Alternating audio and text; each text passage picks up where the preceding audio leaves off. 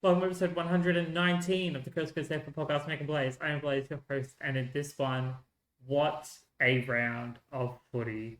2 draws, a head coach appointment, 2 retirees, and a whole lot of games. We've got a lot to get through this week, so I'm just going to jump straight into it. How are you doing, Mr. Sarek? Not too bad, not too bad. And yes, it was funny for a round where almost everyone got perfects. There was a lot to it. It's a bit weird. I didn't because I must admit, you're on the top of our leaderboard, and I'm like, you know what? If I am to get in this, I need like a perfect and a point of difference. And I just predicted you not picking the Tigers and not going for your team. So it's like on the off chance they somehow pull something out, Saints had a few injuries. I was like, you know what? It would just be funny. Like, okay, I the Tigers are going to win, I had faith, but but I didn't have that much faith, especially after yeah, exactly. how much of a hard fought game the week before was against Adelaide in the wet. Yeah, and so, as I said, I was like, wow, I probably could have expected that, but I regret nothing. I meant, like, the difference between middle of the table and, like, third, which I now, well, sorry, I've slipped down to the middle of the table now. It doesn't really make a difference to me. So, you know what? I regret nothing. And yeah, as I said, so my weekend was okay. Went to see the AFLW Coburn Oval, which I might talk about. No, I'll talk about that now. Because as I said, we weren't gonna cover the AFLW too much until we got a bit more time with the matches winding down in the men's. Yes. But yeah, so I was able to go to see Freo versus Port Adelaide, which was disappointing to say the least. I won't get too much into the details, but yeah, Port just far outclassed them, and it was a bit disappointing. The new Coburn Oval too, I really preferred Fremantle. It's just so much richer in culture, and a nice football area. Coburn isn't really a it's just another small suburban town, really. I mean, it is what it is. Yeah. But as I said, the seating was a bit lackluster, but they do have more plans to develop it a bit more. When it has some elevated, ubiquitous seating, I think it will be a bit better. But it just seems a bit. I really think they could have waited a year until it was a bit more complete. But girls about better facilities. Hopefully, as I said, it'll lift the standard, of the competition anyway. But yeah, it's just a shame it's a bit of a downgrade in viewer experience. And yeah, the result didn't go that way, but it was a beautiful day. I enjoyed my time outside, so I can't complain too much. That's good. That's good. Um, I had, I had a week. It's been a bit all over the place. I didn't get to go to the Richmond v St Kilda match. I was unfortunately stuck at work, but I did get to go to the Bulldogs and Blues draw, which was a perfect match to go to as a neutral. What a fantastic game that was. We will talk about that later, of course. Um, as you can see behind me, my wall pretty much done. I just need to properly confirm that it is actually done, and I can start furnishing this room. I'm very excited for that. Um, yeah, like that's just been living the week. Work has been a little chaotic. We had to relocate to our old site very briefly because our oven is getting some work done to it.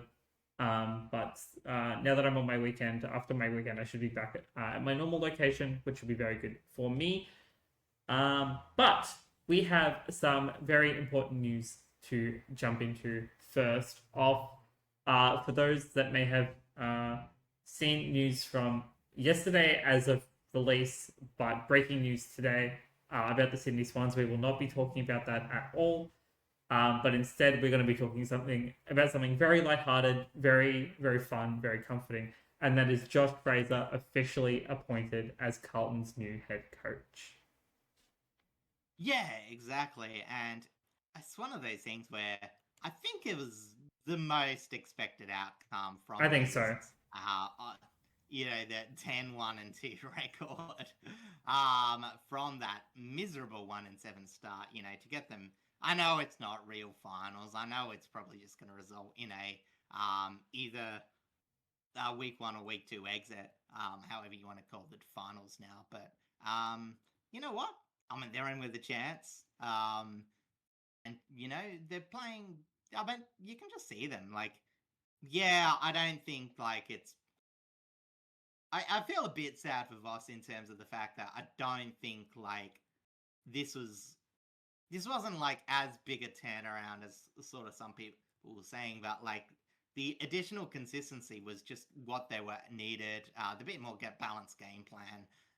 Voss has always had the knock that has been a bit one-dimensional, Yeah. very stoppage-based, and whilst that did suit some of Carlton's strengths, they've been able to play out games a lot better, and including the one we will talk about. So, also respect for Carlton. As I said, the fact that this comes out now sort of suggests that they're like, okay, Fraser, um, you know, while, they've always wanted him to put in his hand for the candidacy.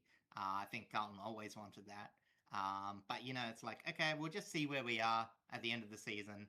Then we can announce any future coach changes. And since that's got locked in, I think it's a great way to, give him a bit of reward, get him a bit of an elevation before he can, focus on this finals campaign, which is, a very surprising and unexpected thing. All Blues fans, I'm pretty sure, are very happy about this. No one's expecting that much, but just to see some positivity after what was looking for to be a very miserable season, Yeah.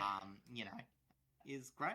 Yeah, this is absolutely the best kind of news for Carlton fans. I think if he hadn't gotten the job, I think probably would have been a little bit of rioting down Lygon Street, because after the absolute turnaround that he's been able to provide this club since Michael Voss's departure, like it just made sense. Like, and the fact that they are officially technically in finals, whatever you classify wildcard round as, is good, and it shows that he knows what he's doing. That he may already have like the right assistant coaches and stuff around him to like continue to build upon what they've already done so far. And yeah, I think there are actually some good times ahead for Carlton supporters, whether that's a further stint into this finals campaign or 2027 and beyond. Yeah, exactly. So, as I said, they're a good mix of like some younger talent and some older heads. Again, they should have really been around this place to start with their list composition. It's just good to see them get the most out of it. But, as I said, we sort of think that Carlton's sort of riding the last bit of older talent and emerging the younger ones. So to be able to get some upswing from that and have that come from predominantly some of the younger players already shows good signs for 2027. Yeah, absolutely. But a year is a long time in football. An off-season can feel like a long time. But we've still got a fair bit of this season to go. But first, before we get into the rounds, something dear to your heart. I was going to touch on this when we got to the game itself. Oh, okay. But well, then we won't. We'll just go to the game. All right, we'll just go to the game in that case. Starting off, Right. You tell me how to run this. Starting off out in the west, where Fremantle hosted the Adelaide Crows, and with a 24-point margin, Freo did win out, officially marking themselves as the minor premiership winners for the AFL men's. 16-16, 112 to 13-10, 88. Yeah, it's something weird where this game was like very deceptively defensive. Not so much inside 50. Both teams had a really good conversion rate once they got it in there.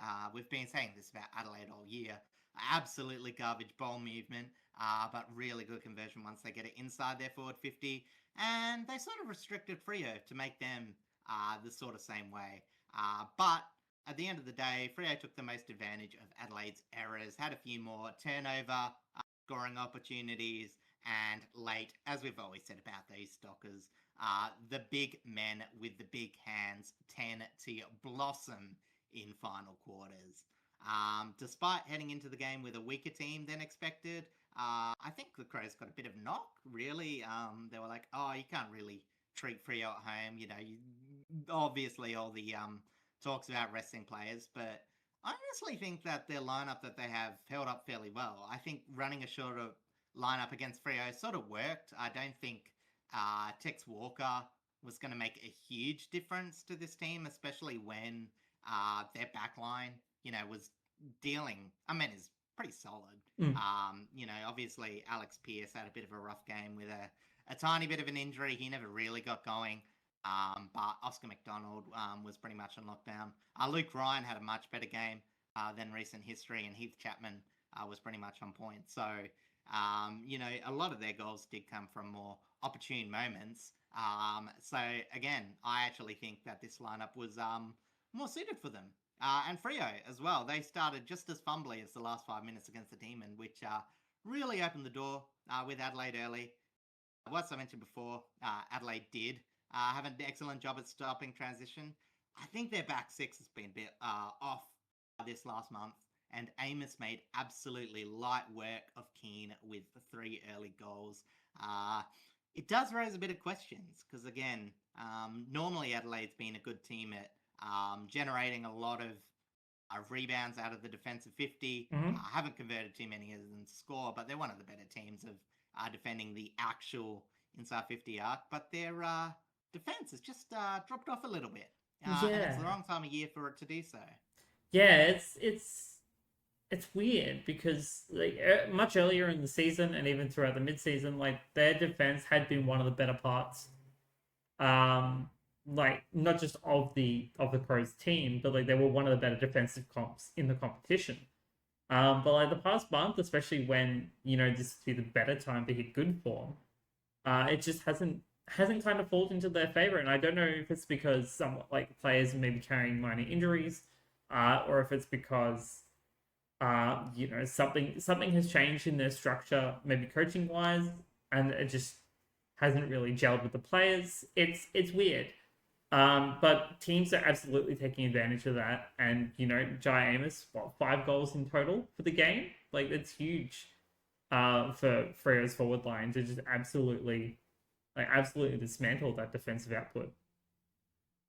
Yeah, as I said, they are very good at stopping marks inside 50, but it's also been relatively, I won't say easy, but pretty solid for teams to get out of that. Or get shots on goal, as I said. It's just one of those things where I think, I don't know, they've had a bit of rotation, obviously Keane hasn't played not Keane, Worrell hasn't played. Oh, no, wait, no, I'm talking about Keane, aren't I? Keane was the one that got injured early, wasn't it? Yes, it was Keane. Sorry, my memory's a bit fuzzy. But yeah, obviously Keane had to work back into the season. Ball Ace has sort of been in and out of the side as well. So, as I said, I wouldn't say it's a huge concern. But again, in terms of Adelaide really competing up there, they've really got to be defined by a bit more of a defense because they just don't have the back half movement to really, stop multiple inside 50s, which we saw Fremantle do. But on the more positive side, I do think that the inside midfield work of Rankin and Laird were absolutely fantastic. Peatling and Berry sort of had a bit of quiet games. But, as I said, Rankin, whose last 2 games have been some of the best in the league, amongst the best in the league.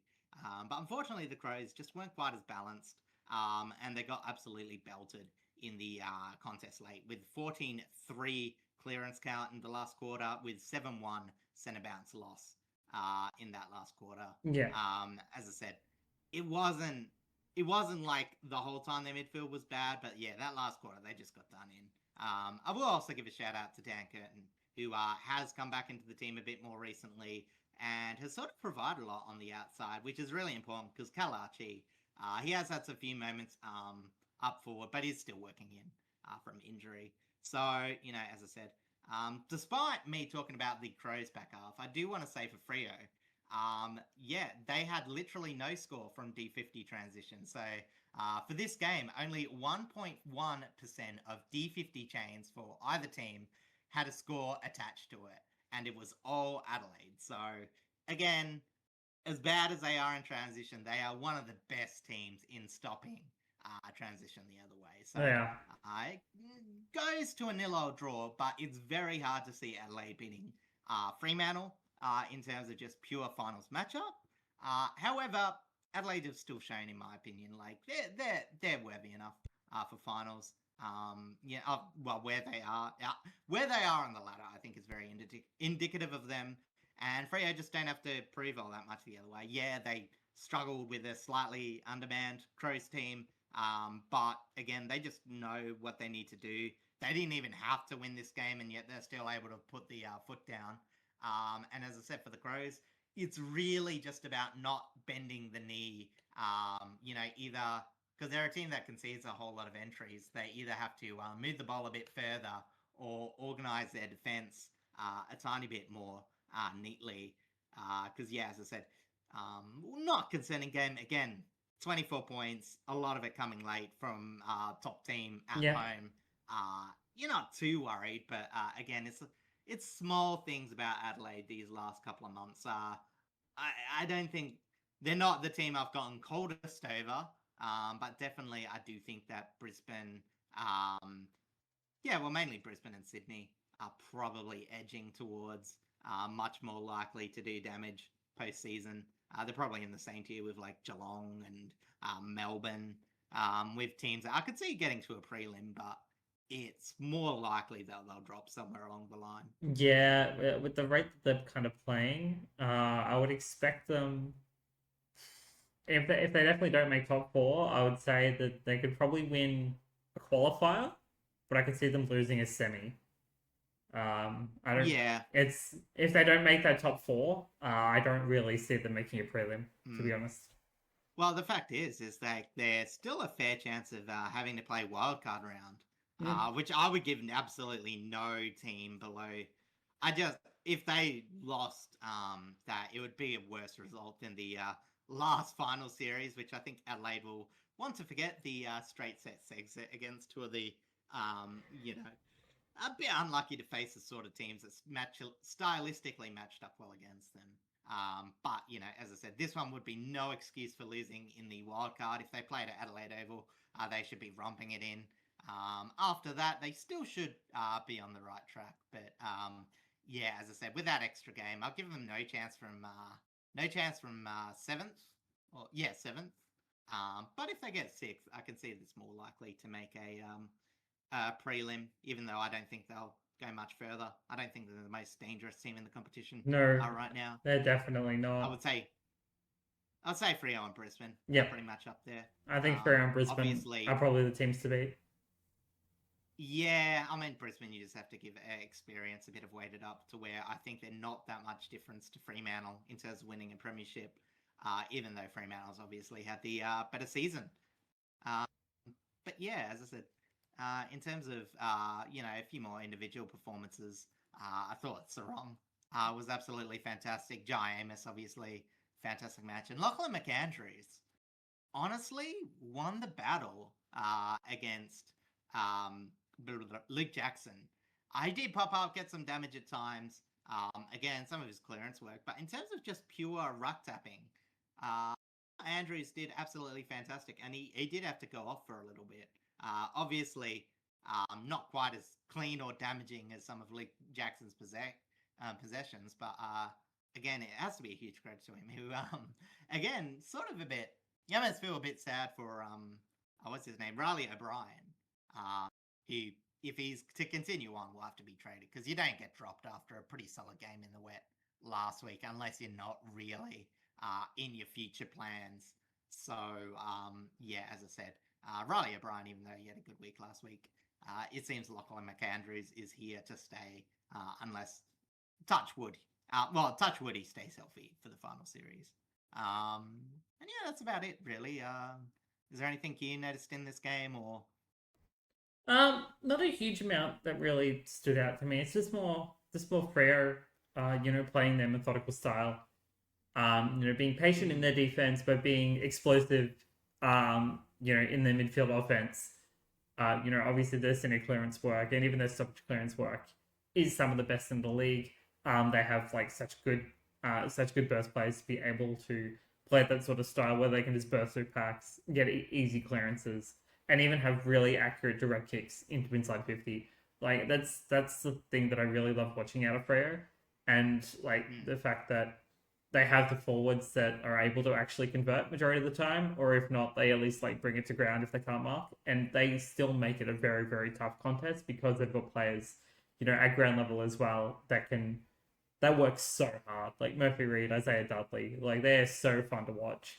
Even Shea Bolton when he's pushed up. Hayden Young makes an appearance even though he's, touch and go half the time because he has a history of injuries.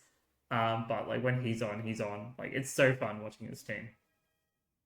Yes, and I was actually informed of not from useless AFL stats, but just like in general. The Dockers scoring 16-16 may have been in tribute to Murphy Reed, who did have his two Sam Berries slightly inflated. Apparently, he had a bit of a knock in that region. It was the reason why he didn't play that match. And according to the Dockers, was showing everyone whether they wanted to or not in training. So for everyone who's been hit down there, Murphy Reed, we hope you get better over the week. But again, even without one of their most important forward line link-ups, they're still scoring 16-16. Yeah. Which is pretty massive. Like, it's systematic. Like, I think Murphy Reed, it's touch and go whether he makes All-Australian. We've made our All-Australian teams. Will probably come out next week or, because the squad's coming out. Yes. Today, I think, or tomorrow. It's either today or tomorrow. So we'll probably talk about our full squad. Because we didn't make predictions on the 44. We just made, predictions on the actual 23. Probably either in next week's episode or the episode after. Like the selectors, we're not taking round 24 into account. No, unless they make I don't actually think it's that big a deal. I might make a last minute decision. I feel like I have too many of one team in the team, and I might change it up a little, but we'll see. Yeah. But in general, as I said, in terms of the squad, there's not going to be that much difference between round 24.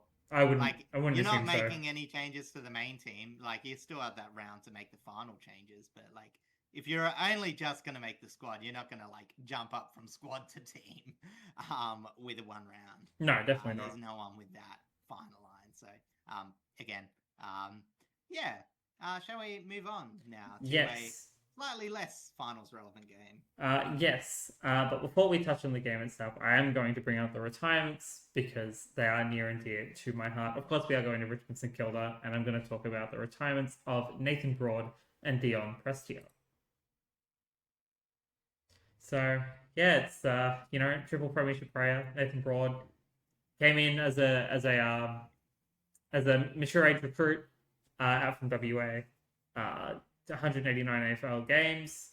Actually, it would be 190, I think, including the St Kilda game played over the weekend, of course. He came from your end down in the Swan districts. He's been a real defensive key, especially during the premiership era, and he has always been so much fun to watch. Yeah, honestly, I know the Swan District is known as being a bit of an industrial area, and sort of even like the Swan District's team.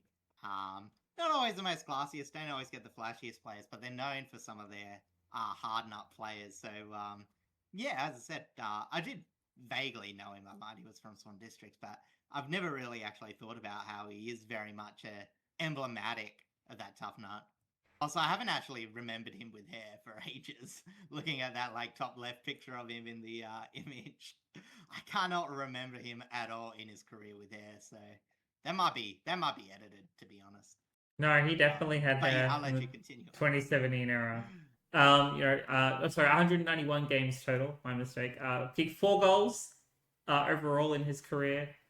Debuted in 2016, of course. Has player honours of obviously the 2017, 2019, and 2020 premierships. 2024, he placed 4th in our best and fairest. Won the Francis Burke Award 3 years in a row in 23, 24, and 25. Richmond Life member, and of course played in the Team WA in the State of Origin. Yeah, exactly. And I think what I think about Nathan Broad is just he's that sort of player that you need in even in a premiership, you always need those sort of players. But for a dynasty specifically, to have a player that in and out each week is going to do their specific role.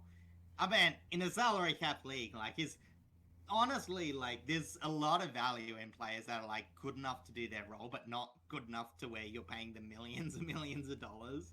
Like, you know what I mean? It's like, in terms of that, like, there's middle ground play. There's really not, like, if he was playing better, you would be losing him to other sides or whatever. So, yeah, as I said, he's an absolutely fantastic, no nonsense defender. Could play on bigs, could play on smalls, and yeah, as I said, when you've got such a couple of really good interceptors in terms of like Loston and Alex Rance back in his earlier career. He wouldn't have played too much with Rance. He played But primarily primarily 2017 and 2018, alongside Alex Rance, specifically in the second half of 2017, as a nasty injury ruled him out of the first half of the 2017 season, and then got recalled. I believe round 17 it was, because it was after the Brisbane game at Marvel Stadium. Eddie had at the time. I was at this game. I remember it well. And Jayden Short was in the team, and he had like a really bad game, even though we won the game pretty convincingly. And that opened the door for Broad to come back in, and he just solidified his spot. yeah, exactly. And all this from round 5, pick 67 of the 2015 National Draft. Like, honestly, you're looking at an average of probably like 1.9 games from that pick, and you've got 191. So probably 100-fold return on investments. I'm not sure how true that is, but you know, as I said, and 3 Brownlow votes, all on separate days. Yeah, Never there you scored go. more than one a year. Um, he's always been very respectful, not to take away. And also a Brownlow vote in some of the more worse years for the Tigers, 2024, 2023. Actually, 2023 was middling, but anyway. So, yeah, as I said, this one is a farewell, isn't it? This is, he's gone sailing off into the sunset. He's finished this year? Yes, he is officially He's retired. not playing this round, yeah. No, he's not playing this week. A fun little bit of fact that I just discovered in the article is that he is the quickest player in VFL AFL history to win 3 premierships, doing it in just 70 games. So there you go. And again, it is like one of those things when you nail a mature age recruit, you know, you can have stuff like this. Because again, you know, a bit plug and play.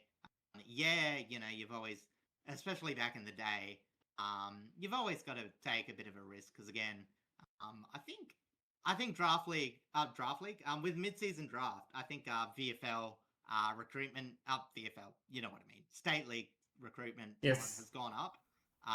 But you know, absolutely nailed this pick, and it's been very serviceable. 191 for the time frame is a really, really good amount of games. And yeah, as I said, he might be a bit forgotten by the general public, but I think Tigers will always hold him dear to the heart. And I think most footy heads will remember him as a very industrial player that's an important cog of that 3 premiership era. Yes, and if you're around in 2017 after the grand final, he is the one known for one of the greatest 2017 post grand final photos. If you don't know it, good luck trying to find it.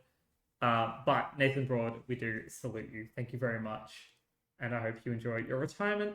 Now moving on to a man who says he's done, but also isn't done, and that is Dion Prestia. The human meatball. Known as a human meatball, yes. Oh, did you? Yeah, I mean, it's your club. You can start off with this one. I was going to give background. I mean, you can give background. I will happily let you do that. Oh, yeah, I say. So, obviously, one of the big picks from the first Gold Coast draft. He was picked in pick 9 with a lot of hype. Like, it's hard to understand, like, nowadays how sort of hyped he was, because obviously the key forwards got a lot of attention with some of the earlier picks. But, you know, I think Prestia was always the one where it's like, yeah, he's the big body midfielder. He's more likely to play straight away, even though obviously there was a few picks that went a bit before him. He was seen as one of the more ready-made players in that draft. Not the most, I think. Looking back at it, Reece Concar was pick 6, and I remember he was more of a less ceiling, but like plug and play. But again, there was a lot of hype for Prestia to just go straight away. But it never quite happened at the Gold Coast because obviously that's where he started. And whilst he was really good, he was just plagued with injuries. Never really played out full seasons. And as I said, again when he was developing, a few injuries is whatever. Played a couple of good years when the Suns were approaching what we were thought to be their first finals. The infamous Gary Ablett shoulder season, which I think was 2014. 2013. Yeah, it was 2013, 2014, one of the very, very early seasons. Yeah, and then, it was just, he never quite got his body right, and then the Tigers, I'm pretty sure, traded for him, which was seen as a bit of a gamble. We knew he didn't quite get his body right, but he wanted to go to a decent club, wanted a new opportunity, and it was pretty good straight away. Although, he had the 2018 year where he was a bit injured, he did fairly well. Unfortunately, in the 2020s, his body did catch up to him. He turned into an impact player to a serviceable, but also very reliable inside midfielder. He's one of those who could do a bit of both, play inside and play outside. Yes. But I think, again, I think it's underrated, like how good the years when he was playing fully healthy at the Tigers. So I'll let you start the glazing process because, again, those years where he did play on the park in the mid-season for the Tigers were very good. Well, I mean, the amount of games that he played kind of just says it all from the beginning. Like 158 games for Richmond, 254 across his entire career, 78 goals, 69 career Brownlow votes. Like, the man, when his body was 100%, could do it all. He became such a key part of the midfield output alongside Cochin and Lambert and Dustin Martin during the premiership era. In the newer era, he's been that key cog, primarily helping Tim Taranto in that midfield, while supporting our younger players like Jack Ross and Sam Waller, which has been really, really good. But he became very much a leader in our midfield as the years went on, as we lost a lot of our veteran talent to retirements. But like he's just incredible. Like the what he's been able to do on field, despite the injuries, despite how many leg injuries specifically he went throughout his career. Like, they did not stop him from really giving it his all, especially during this season where he's played majority of the games for this season, like, which we hadn't really seen since prior to the pandemic. Considering, he hit his 250th only a couple of weeks ago, he's been one of those players that's like really, really exciting. And obviously, high-end talent in the draft. He was a top 10 pick. But it was really good that even when he hit that mature age, he was able to continue that growth as a player and be that high-end talent that he was drafted to be way back in 2010. Yeah, and the thing is, I think what's almost a bit unfair is because, some people lump him with and probably, again, harsh but true, but probably I was about to say Dion Prestia. What's the other one? Jager O'Meara. Yes. Of what could have been, blah, blah, blah. And it's yeah, to a degree, but pick 9 reaching 250, that's no guarantee. Even if you look at, in terms of games played since drafted, he's going to be near top of the list for that draft, draft year. There's only a few players that maybe will overtake him, one of those being Jack Darling, who ironically has been the most reliable player in that draft period with 341. Probably going to make 350 at this rate. That's going to be amazing. Yeah, he looks like he's still able to go for one more round, so who knows? Yeah. But Dion Prestia, a lesser player would have, not even lesser player. I think someone with slightly less work ethic, maybe not as much football in his DNA or whatever. They're a 100-game player with Dion Prestia's body. But, as I said, from what I've heard, he's just got such good work ethic. He's been so applied to his recovery. As I said, from what I've heard, there's no doubting that when Dion Prestia is at your club, he is going to do the best to not only get himself on the park, but also still evolve his game. And as I said, he probably could have been a 300, maybe had like possibility of being one of the best players, or the next caliber up into that A+ elite player, Hall of Fame caliber. But make no mistake, Dion Prestia had a lot of good football and produced a lot of wins to the sides that he was playing in. Yeah. Well, maybe not so much early Gold Coast, but you get the picture. Yeah, absolutely. Again, premiership player, 17, 19, and 20. Won the Jack Dyer medal in 2019. Made the All-Australian in 2019. He finished third in our Best and Fairest in 2022. Won the Dreamtime Best on Ground Award, the Yukon Award in 2022, and is also a Richmond Life member. It's going to be sad to not see him out there, I'll be honest. I don't know if another team is going to pick him up because he says he feels good enough to play on. I don't know if it's going to be like a Sam Mitchell or a Luke Hodge situation where he goes to another club for a year as like a player coach sort of thing instead. Well, we all if I feel like if he was going to leave Victoria to do that, West Coast would probably be the ones to take him. Obviously, there's a bunch of former Richmond people over there. Makes sense. I mean, there's a fair chance like if Broad is into coaching, that's probably where he's going to end up. That would make sense. But if he doesn't continue his career from this day forward, we salute you, Dion Prestia. Thank you so much for what you have given us Richmond fans, and we hope you enjoy your retirement. All right, let's jump over now to the game itself. I hosted by Richmond at the MCG, of course, against St Kilda, and with a 49-point margin. It was not a pretty game to farewell these two and to celebrate Tom Lynch's 250th. With St Kilda winning out 14-10, 94 to 6-9, 45. Yeah, well, as I said, remember we're at a situation where the Saints still had finals hopes alive. Obviously, spoiler alert, they're quite dashed yes. at the moment, as we were talking about with Josh Fraser's coaching gig. But you know what I mean?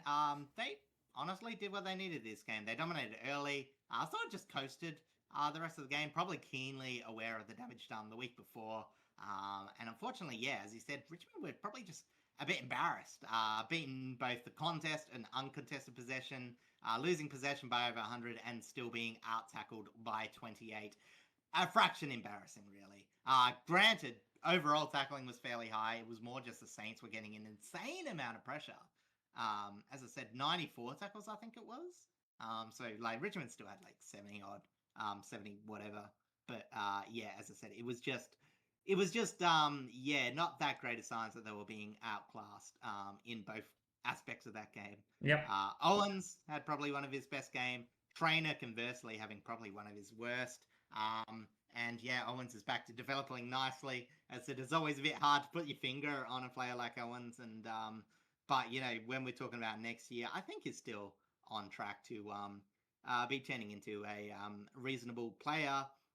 Maxwell, I think, made fans forget about Naz for a week. He had an absolutely amazing game, and honestly, as I said, he definitely deserves to make All-Australian squad.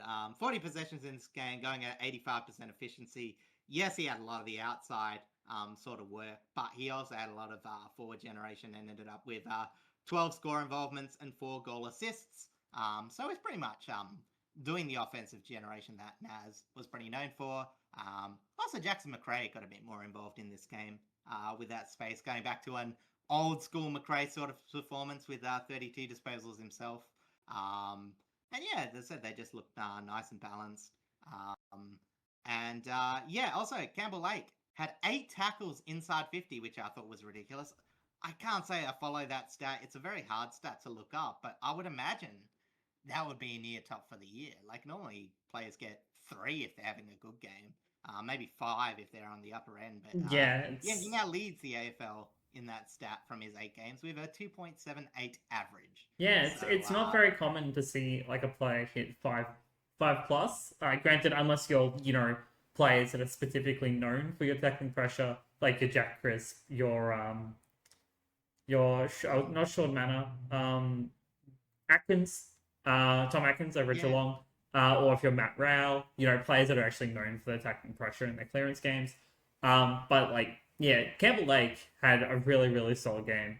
I think Mitch Owens, he's taken a little bit to kind of get into the kind of form that I think he needed to hit, and it's probably a little too late, I guess, in this situation. But it's good to see him actually developing into a decent forward again. I think it's been like the most consistent of what I would call like the inconsistent, Saints core in terms of like him, Filippo, maybe Travaglia, Taro, and Sharman. Sharman, to be fair, also had a fairly good game. But yeah, as I said, it's all about, because again, and there's a bit of conversation. Have the Saints improved? Have they not? I think in terms of like play style, they've definitely improved their game to be a lot more consistent. Like last year, they were woefully inconsistent. Like they would look half decent one week and look like they're not even playing the same sport the next. However, as I said, I think with list talent is still where the inconsistency lies, and like they've had a bit of flack. It's like, they played like so much money for these players, blah blah blah. They should be doing better, and it's like, yeah, because like a lot of their team are just really stock standard core players. Like they are missing a bit of polish. Yeah, Naz is a lot. But you have to get a lot of production to make up for a key forwardless lineup. Like there's very few teams that I think would even look half decent without a key forward. Like, yeah, agreed. Assuming that most people understand that Mitch Owens and Cooper Sharman are not legitimate key forwards. They're like half forwards. They're tall midfielders that can be put in the forward line. Should be rotating a bit, but they're not. I don't think primarily. Yeah, and we spoke about this a couple of weeks ago when Max King was confirmed to be ruled out again for the rest of the season. It's like, what do St Kilda actually do? It's like, do they, continue to put stocks and put faith into Max King that he's going to be okay? Or is it better to actually look at the trade period, look at the draft again, and to find more actual key tall prospects to actually build around? Because the fact that they're getting some decent output when the team has been on, but their output would be so much better and so much higher if they had a consistent, healthy key forward. Yeah, and the thing is, as I said, they do stuff to make up for that. Like, they've got a pretty high inside 50 retention rate. Their goals per inside 50 definitely isn't like the worst. In fact, it's still in the top half of the league. Still mediocre, but you know what I mean? As I said, it's just, they have to work so much harder because, as I said, they're just trying to create. And again, technically they do have a really good mark inside 50 rate. Believe it or not. Fourth in the league. But we also see that when teams, it's sort of like a misleading stat where, it's higher because normally when you don't have those tall central options, which are a bit of 50-50, but when you get it, you normally get those easy goals. Whereas St Kilda, they have to have a lot of high lead-ups. They have to get a lot of leads to the boundary, and that will just affect your scoring unless you're a really good team on the ground, which the Saints are, which is why they're not terrible on offense. They're just mediocre. But, in terms of that next step, you would think that you just, need to do something on the off-season. So, overall, Saints, you can be a bit negative about where they ended up. A bit disappointed in missing final. But you know where their progression's coming from. I think that's always... It's not the worst thing to be lacking, but know where, that sort of thing has to come from. Where you see some clubs that are a bit... or at least it feels internally they're unsure. Yeah. But as for Richmond, I'll let you talk about any in particular, but it was really just... I'll be honest, I was working with this game on, so I barely saw any of it. But all I can really say, at least from what I did end up seeing, looking back at any sort of highlights and stuff, is that I'm still very impressed with some of the younger players. Patrick Rechko, I'm still very, very happy with him. I'm very glad he's one of ours. I thought Tom Lynch in his 250th did all right. I think Lafau was really good in some contests, but just couldn't do enough. Like it's just I don't know. I think a part of it was probably a factor of like the week before, as I'd mentioned. Mm. Like playing a really hard fought contest in the wet is one of the hardest types of games to recover from. So a Mm. lot of that was probably a key factor in for our younger players. But again, it's no real excuse to that kind of performance. It was pretty embarrassing overall, I think. Yeah, as I said, it's just so hard to gauge where Richmond should be at because again, they've had some good wins, but they could just as easily finish last because obviously I will talk about it further. Um, we've got Port and Essendon playing a pretty meaningless game next week, so Richmond I think have someone at least relatively tough to finish off with. I think it might be Geelong. It is indeed Um, Geelong. yeah, so again, despite some of the small sparks, they are in contention for the wooden spoon, which isn't great. But what is okay is that, like I said, I think the game sort of developed into breeze v football, and there were no injuries to Yes, report, no MRO. I'm very grateful that there was no injuries, and I hope that we don't jinx it, knock on wood, that there's going to be injuries next week either, because I would love to go into an off season with little injuries as possible for once. Clean sleep. Yeah.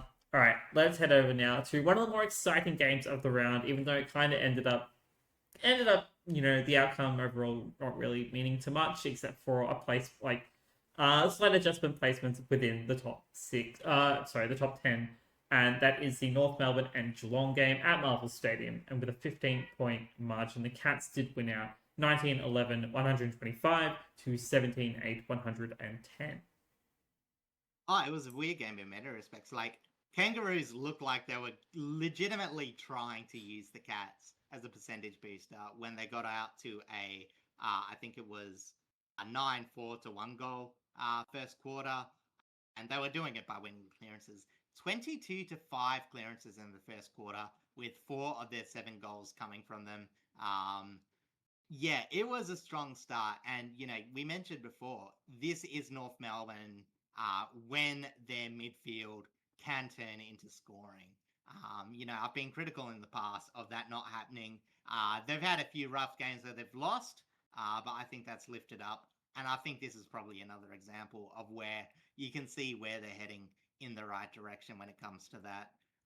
However, um, again, I still think they were a bit respectable, but that second quarter, it was just bad kicking in the back half. Just got so many turnovers turning into easy scores. With unfortunately, I have to pick out O'Sullivan and Wardlaw Yeah. having a few too many turnovers and clangers. I did notice that they'd caused a few of those easy goals, which is very unfortunate.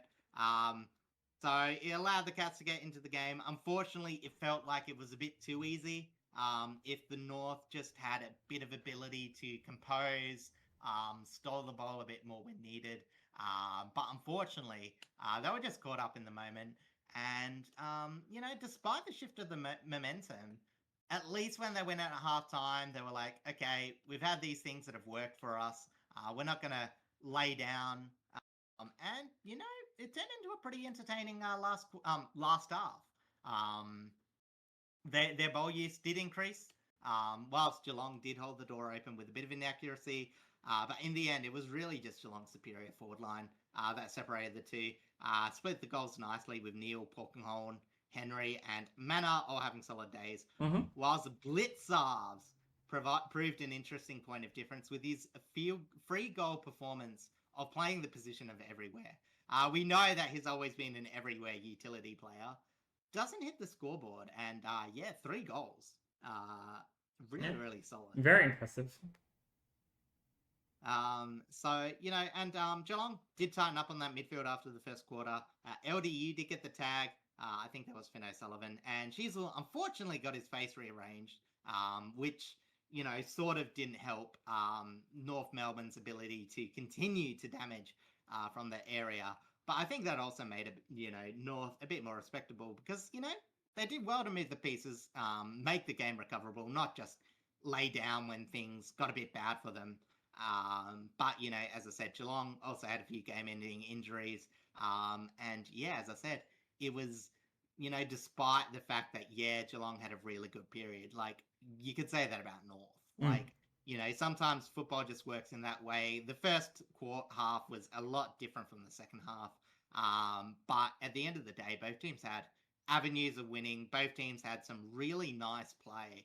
And, even though, it was another respectable loss to a good team where North Melbourne technically couldn't defend, I will give North a lot of credit here. And I will say, too, with the great performances from North Tolls, might even give Scott a bit of food for thought, as the dynamic of the Larky Curtis and who am I thinking of? Darling.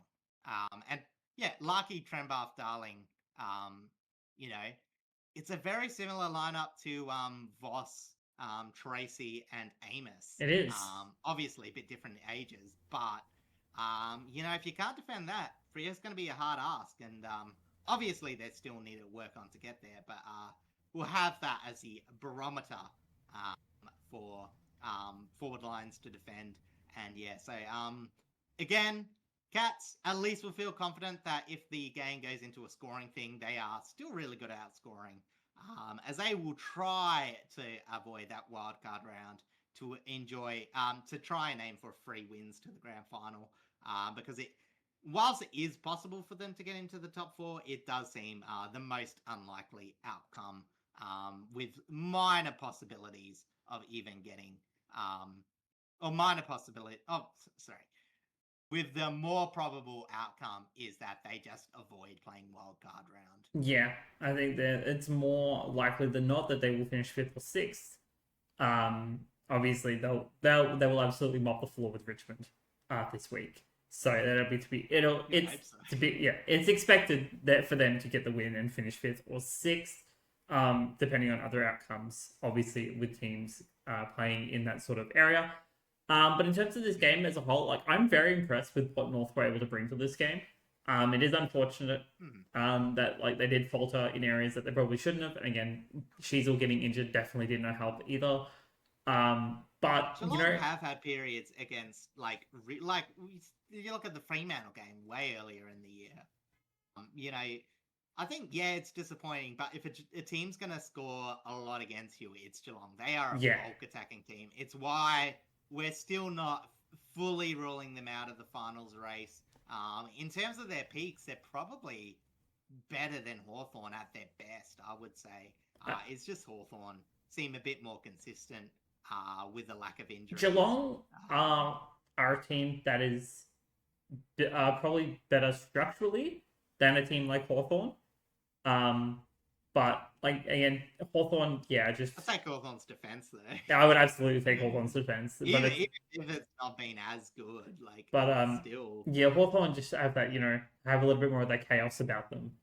That does make them a little bit more difficult to play against. But yeah, like, this is the type of game that I expected out of Geelong for the most part. But, like, for North, considering they're confirmed, obviously, to not make finals anymore, I think they've had a very successful season compared to their past couple of years. Obviously, I think this should be a big tick in terms of the sort of progression and development that you'd want to see out of them. So hopefully next week, or this week, as we'll talk about it a bit later on, we'll provide, I guess, a good send-off to 2026 for them. But, like, in terms of this game as a whole, there's definitely... Yeah, exactly right. It's definitely possible for them. But yeah, in terms of this game, like, I think they did enough, or obviously not enough to win, but I think they did enough in terms of their development to really, really show that there is a lot of hope and a lot of belief in this team again. Yeah. And as I said, it's just one of those things where North, as I said, I was a bit critical earlier. Way more critical earlier in the year, where I think they were getting those easy wins, but hadn't quite got their system up. But they have moved up in leaps and bounds, like, in terms of, like, their outside movement. As I said, I have to give a lot of credit for how much I was banging on about him last year. A player like Dylan Stevens, who was now turned into a fairly reliable option. I don't think he had the biggest game this week, but in terms of like a whole season, has really picked up. And, it's just those pieces coming up. Zach Banch, I thought, had a really fantastic game. Blamires has been a really consistent inclusion. Hardiman, after missing most of the season, has added to the game. So, there's a few players with a few question marks. I think Combin's one of the interesting ones where I can still see him improving a bit. But, I feel like North could also try and get a bit more defensive options coming up because, again, not only is their defense not that great on paper, is like a chunk of them's fairly old too. So, still got some work to do. Still need to really get their recruiting right. But they can at least be a decent forward half team that's working on their defense instead of a team that can never quite catch up to their lack of defensive system. Yeah, absolutely. On the injury side of things, as we have already mentioned, Harry Sheasel with a cheekbone injury. I'm unsure on the actual severity of it, but I would assume he will not play. Oh, he's ruled out. Oh, he is already? Okay. Then, yeah. Smashed his face. Don't worry about that. I didn't see it, so I wasn't entirely sure. No, he's half blueberry at the moment. So. And on the Geelong side of things, there were 2 injuries coming out towards the end of this game, with James Walpole with a hamstring and Oliver Wiltshire with a foot injury, likely ruling them out for the last home and away game of the season before finals. Unsure on actual finals games themselves, but we shall see. Jumping over now to the Q clash, with Brisbane hosting this time around against the Gold Coast Suns, of course, with a 42-point margin up at the Gabba. The Lions did win out and continue their run and great stretch of form, 14-11-95 to 6-17-53. Yeah, and honestly, 6-17 just summed up this game because, again, it was a very wasteful Gold Coast. I didn't really watch this game, but from the stats you could see it, from the highlights you could see it, and they just went on.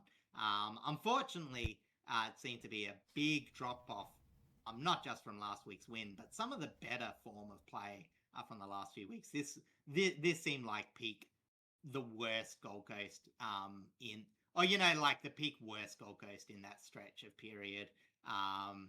Again, the combination of Brisbane's inside and outside link-up was very stark contrast of Gold Coast. He had Rao, Anderson, and Moyle have a really solid game, and then it was pretty much a cliff. For the umpteenth time in this system this year, where the potency of those players did not make up for the damage coming the other way. I had a bit of an interesting conversation of, like, some people were trying to, like, suss out, why are the Gold Coast struggling, yada, yada, yada. And they were like, how can the Gold Coast have such a good midfield, like Brisbane? But the difference is, you know what I mean? It's like, when you look at the inside core of the Suns and the inside core of the Brisbane, why are the Brisbane able to set up a forward half press and the Suns not able to? Yeah. And the fact is that, Brisbane have a lot more versatility on those midfielders. A lot of those midfielders can play inside out. Obviously, the main ones being Neil, Dunkley, and McCluggage. Even Wilmot. Not Wilmot. Ashcroft. Will Ashcroft. Can actually go on the outside. It's just, I think they're giving him more and more of the reins as the years progress. Like he's an old veteran now, but he's playing like it. As he progresses on. But the Suns, you know what I mean? Is like a lot of their players are inside ragtag ball winners. They have absolutely no one on the outside. Like, this year is like their best outside player has been like a very, very mediocre season by Sam Closey. They've been playing Lockie Goulburn at times on the wing, or Zeke Orland, who are both very been up and down. As I said, in this game, they put Joel Jeffries there, and I think Joel Jeffries has been a decent band-aid for a lot of things this season. But Joel Jeffries has had to play defense. He's had to go forward. He hasn't been a consistent wing option for them. But did right in this game, we'll say. Again, Joel Jeffries, he hasn't had the best month, but he's definitely been a solid contributor to a team that hasn't had that many solid contributors. But back to the Lions. Their main core are all firing, and it looms large for the final system, because again, all they need is their defense to be serviceable, as we've said, and they were fairly decent in this match. Yeah, again, Gold Coast had still a lot of scoring shots, but most of them were made a bit tougher by Brisbane's defense. There was a lot more pressure. Harris Andrews had another fantastic game. Leicester had a pretty good involvement. And then once you do that, you're setting up Ashcroft, Zorko, Berry, Bailey, Wilmont, the whole shebang. Everyone did really well, except Lockie Neal, who got tagged. But again, when everyone else is doing so much damage, the tag is kind of irrelevant. Yeah. Yeah, Lockie Neal just shrugs his shoulders and is like, okay, I'll take half a nap then. It's like, yeah, sure, I'll take this as like a rest game. Yeah, I'll just he works hard. I'll just let Will Ashcroft get the 3 Brownlow votes. That's fine by me. Yeah. So honestly, as I said, yeah, they just have to be serviceable, and they're probably edging towards, maybe not above serviceable, but as I said, the Lions have had bad statistically. Their defense has been statistically a lot worse than the last couple of years, but a lot of that's come from a few games, mainly being the GWS game and the Carlton game. Yeah, obviously. So again, even though they've got I think they're the 11th worst defense metrics by the competition according to Wheeler and some other metrics, even points against would have them nearing the middle of the ladder. Again, you don't have to worry about it because it's only a median sort of bar that they have to clear, and they're more than capable of it. So, again, they're a team I don't think as potent as their other 2 premiership years, but you don't want to write them off. No, absolutely not. And the Suns, yeah, they just don't have much to talk about. As I said, again, Petrarca, he's continuing his downward spiral for the season, but at this point, there's been a lot of talk about it, but you just got to reset. Yeah, it's been disappointing. There's a lot of talk about the trade and how bad it has been for the Gold Coast, but the Gold Coast also got picks, to try and set up their future. I think one of their picks went to towards Adinasul. I believe so, yes. And the other one went to Zeke Uland. So obviously, it's not like they threw their whole future away for him. They just would like a bit more return, which is possible. I don't think if Petrarca played a career best year, it would make all that much difference. I think it would only just push them towards fake finals, the wildcard round. Yeah, I agree. They've still had a lot more flaws about them. So, as I said, no matter how bad this season, they're going to need a refresher anyway. So we'll see what happens next year. I think next year will be the one where you say if that trade's a real disaster or not. But Melbourne will be all the same laughing to the bank. Yeah, it's it is a very interesting sort of discussion to have as to what do you actually do with Petrarca in this team. And generally I think they just need to get through the rest of this season and do a little bit of actual restructuring, because there is absolutely a place for him in this team. Again, he's one of the most elite midfielders in the league, but he's just being so underused in whatever position he's currently stuck in, and I think something needs to change in their structure. Yeah. And hopefully they can figure that out in the off season, and he'll be back to his best. It's important to know, as much as it is fun maybe to dump on him and all that, in 2024, Gold Coast were so arse at clearance. They lost a lot of territory, even though they had some of the best possession getters in the competition. They made the big call of moving Sam Flanders out of it, who was the leading possession getter at the time. Put him to halfback. He had an awkward year, but the midfield got a lot better. So it's not like they haven't made that move. It's not like those moves haven't had a big impact straight away. But it is back to the drawing board on a year where they were hoping to progress further. So not great. But it is not great. A lot of the Sun seasons is not great. So, yeah. And the news only gets a little bit worse with Sam Collins. He has a rib injury.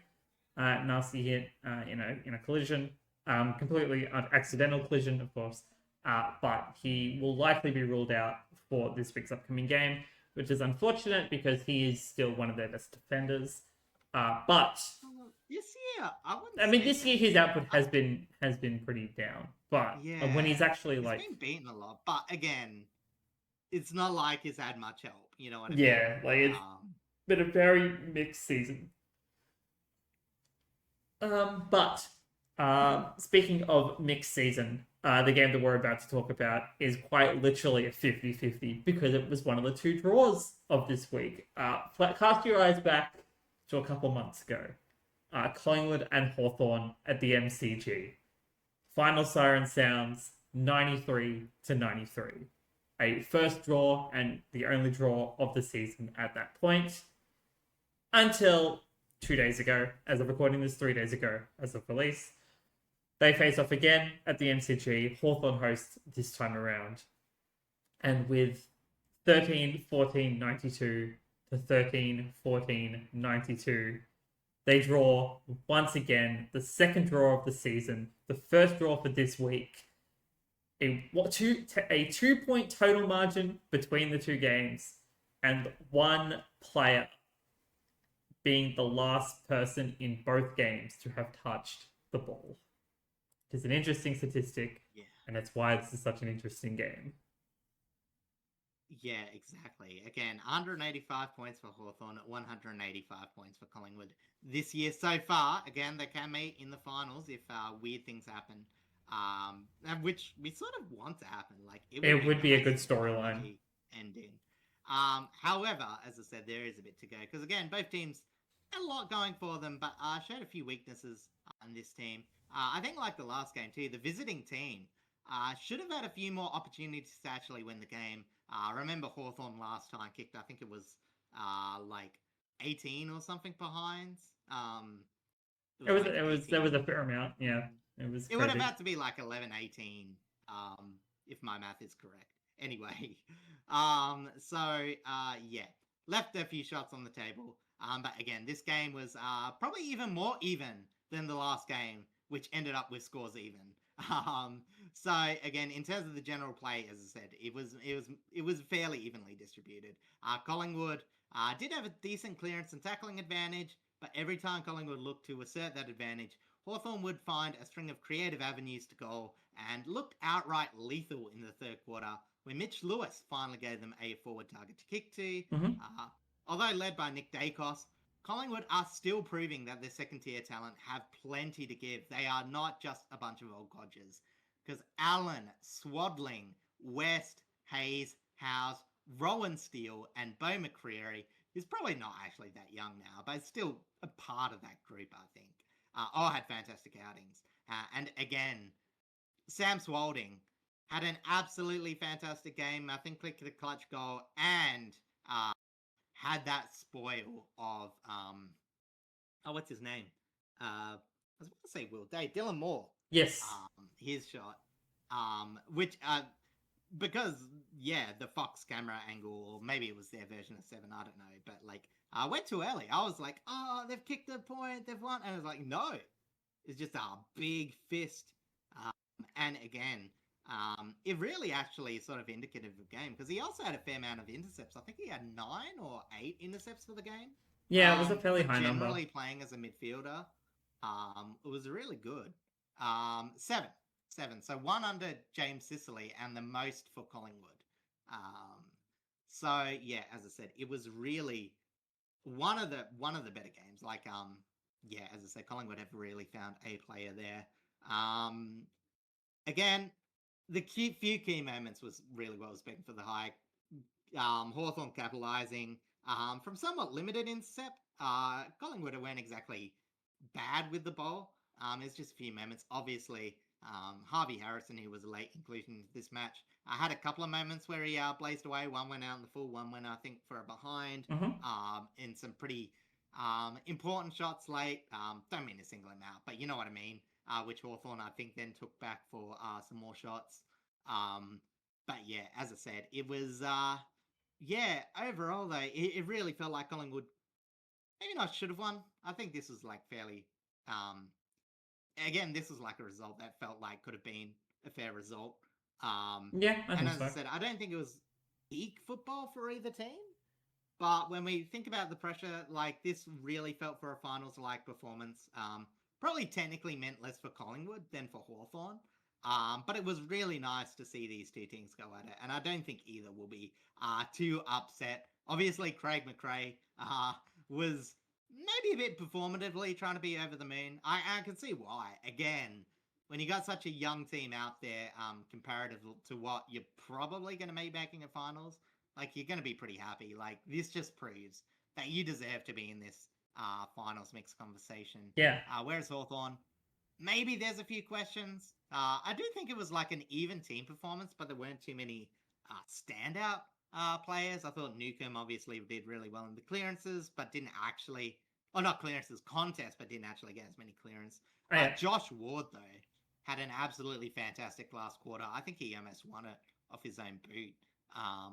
But yeah, as I said, it was just, as I said, their backline hasn't quite got this last month right. Again, probably same with Adelaide, where there hasn't been outright terrible apart from a couple of, well, the one obvious one.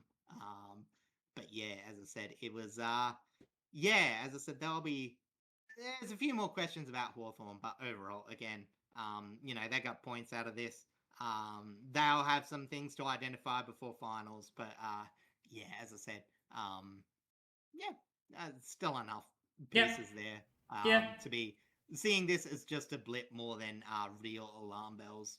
Yeah, I completely agree. I know much earlier in the season, we were kind of like questioning Collingwood's decision to blood a lot more of their youth much early on. I was saying they should. I wasn't really either, but it was. I know the media definitely was, especially much earlier in the season when like they were in a position where they could still dominate a lot of teams, but they weren't really doing any of that. Like they were very middling performances. Media often questioned like, is that part because they're blooding such younger players and trying to bring in the next generation a little early? But now that this, obviously hindsight's 2020, but now that we've seen them like go up against a lot of top 8 teams, and actually have really solid performances against top 8 teams with a lot of these younger players, I think Fly is doing a really, really good job in balancing the age level and the experience of this team. That they are, if it wasn't probably for their injuries, they could probably have a much stronger finals tilt than what they currently have been dealt. Yeah, exactly. Because again, it all really comes down to what defensive pieces that they'll get back. I think, is it Darcy Moore that's ruled out and Howe might come back? Howe might come back, but I think Darcy Moore's pretty much ruled out at this point. Yeah. So, as I said, it is something tough to come back from. But again, I think it's one of those things where I think people underestimate how good a system to go into is. Like we talk about blooding youngsters, but if you lose too much core, too much identity, then you've got youngsters playing below what they're capable of. Maybe doing things that they wouldn't do if they were more comfortable because they're trying to create something. Whereas, as I said, we've got a lot of players, even Anderson, who again, didn't have the hugest game, still gets that one important goal. He's been that sort of player, whereas a bit older, probably not a part of their long-term future, but does these little things here and there. And again, Charlie West popping up, letting the moments come to them, rather than trying to create too much out of it. And I think, honestly, as critical as the media has been, I think this is almost a really good example of how to soft transition, where, you could say, oh, they might be better off tanking or, going to the lower depths. But they've still got a lot to give. They owe it to the players that have been with them for a long time. Weren't a part of that initial premiership team in 2023, I think it was. Yes. Still want to do something. So, because it's a very different team from back then too. It'll probably be, I don't know, maybe won't be more than a fourth of their players still on that list, is it? I don't know. There's still maybe a fair amount, but there's definitely less. No, you're right. Collingwood have definitely done the right thing in bringing in this newer talent. And obviously they're seeing really good results out of it. For Hawthorn, again, there's definitely some issues that they need to iron out, especially a lot of that probably comes to the midfield and just how they play a little defensively. Like they're not as, I guess, defensively sound in their midfield as they would probably like to be. I think Collingwood exploited that a fair bit this week, last week. But we know they're a very good team. We know they're a very dangerous team when they can play a little bit more chaotically. So it's going to be very dangerous come finals to see who they get up against. On the injury side of things, Dan McStay went off with a head gash wound. I assume the medicos will have patched him all up and he'll be all right to go going into this week. And Steele Sidebottom was a late change with illness, but will come back into the side this week. As he also announced his retirement earlier in the week, and we'll cover more of that once Collingwood's season has officially closed. Yeah, so a bit of a anticlimax when sorry.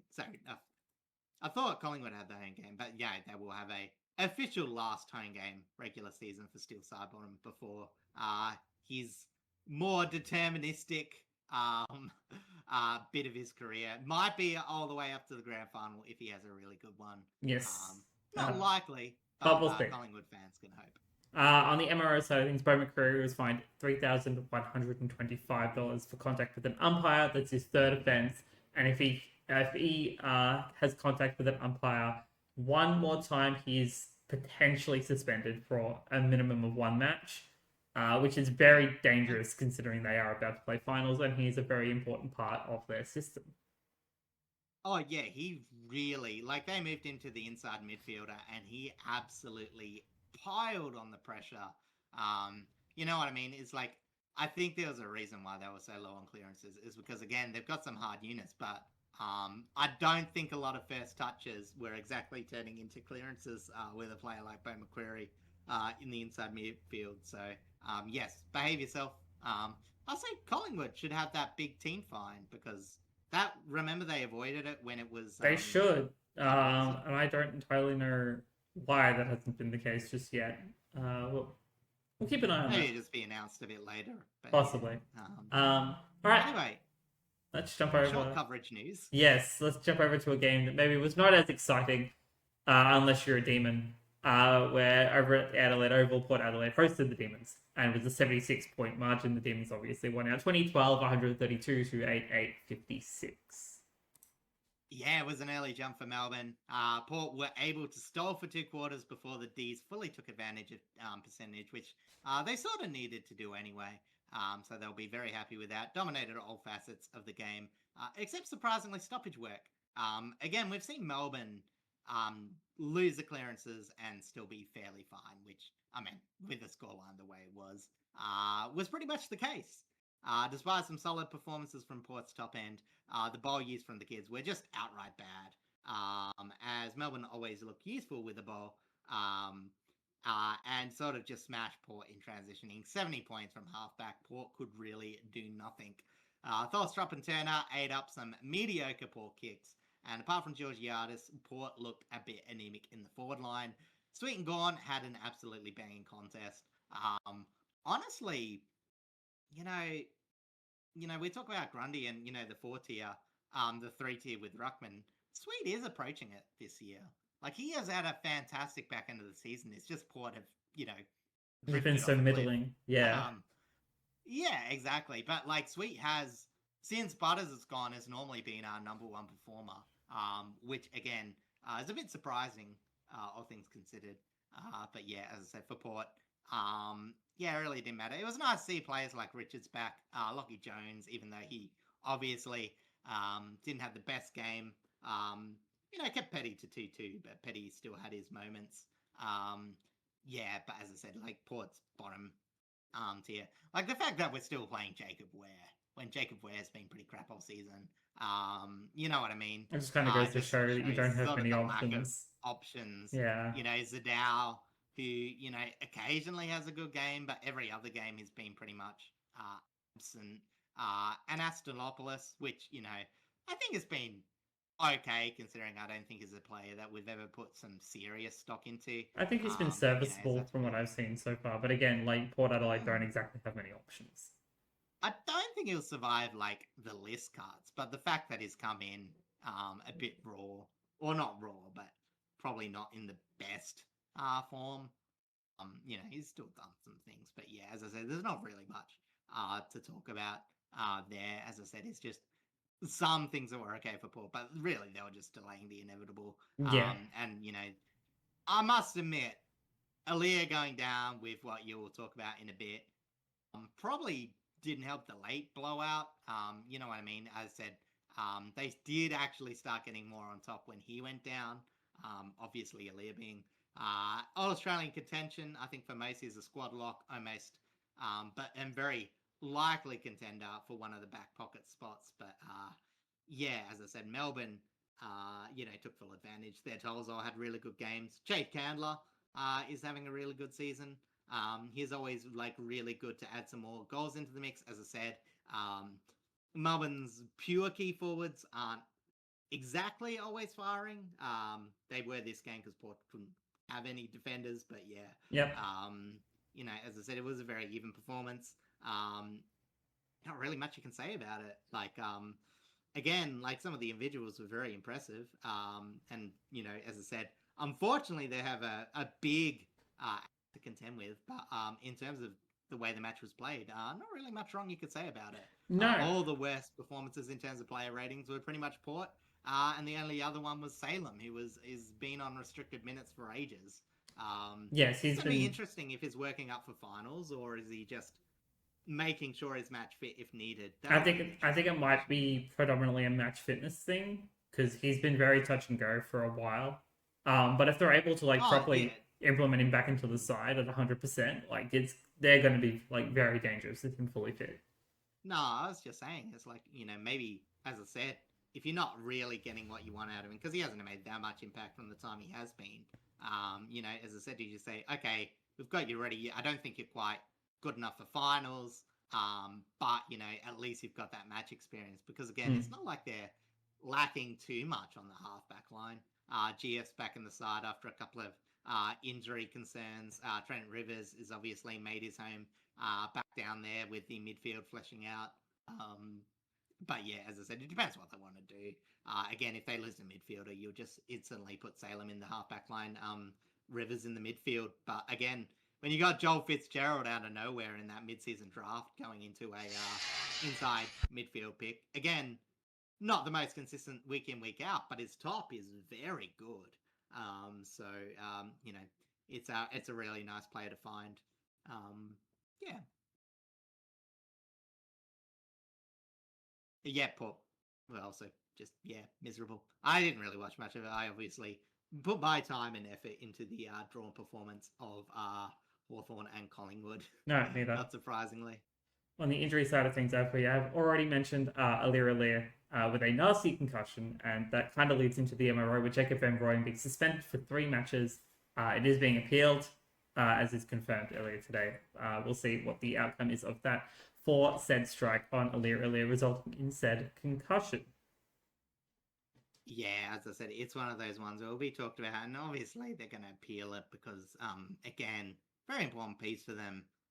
And technically, I don't think there was any malice towards it. It was just very much clumsy. Yeah, it did come close to striking the ball. There was no doubt about it. But you still can't flail your arms so wildly in the contest. Or if you do, you'll be sent to... you'll have to deal with the repercussions of any player contact. That's just been the standard. And I really doubt that would change much, if at all. Yeah, I completely agree. Not malicious, but it was very dangerous, which is what the AFL wants to stamp out. Especially when I'm pretty sure that he actually saw Aaliyah coming in his vision, so they could also play a part in the whole scenario as well. He had the awareness to make the informed decision with how he treats his limbs, and he just chose a very loose option, which happens again. Not malicious, I wouldn't think, but you have to deal with it. Yeah, absolutely. Going back just a little bit back to the Hawthorn-Collingwood clash, as the Rising Star has been announced, and Sam Swadling is our round 23 nominee. Yes, and I have been calling him Sam Swalding for ages. I didn't realize it was Swaddling. Even though you did So I type it apologize to him. correctly into the notes and then incorrectly, like literally the line after, which is really funny. I'm a bit like that. 29 disposals, match-winning spoil. As I already mentioned, 7 intercepts, 7 marks in general. Only one of those being an intercept mark. Yes. Where's clearances? Where are they gone? Yeah, 2 clearances, and 6 score involvements. 2 launches as well, which is kind of cool. Very, I always very like solid launches. game. It doesn't mean anything, but I always like when you're the one that starts the scoring chain.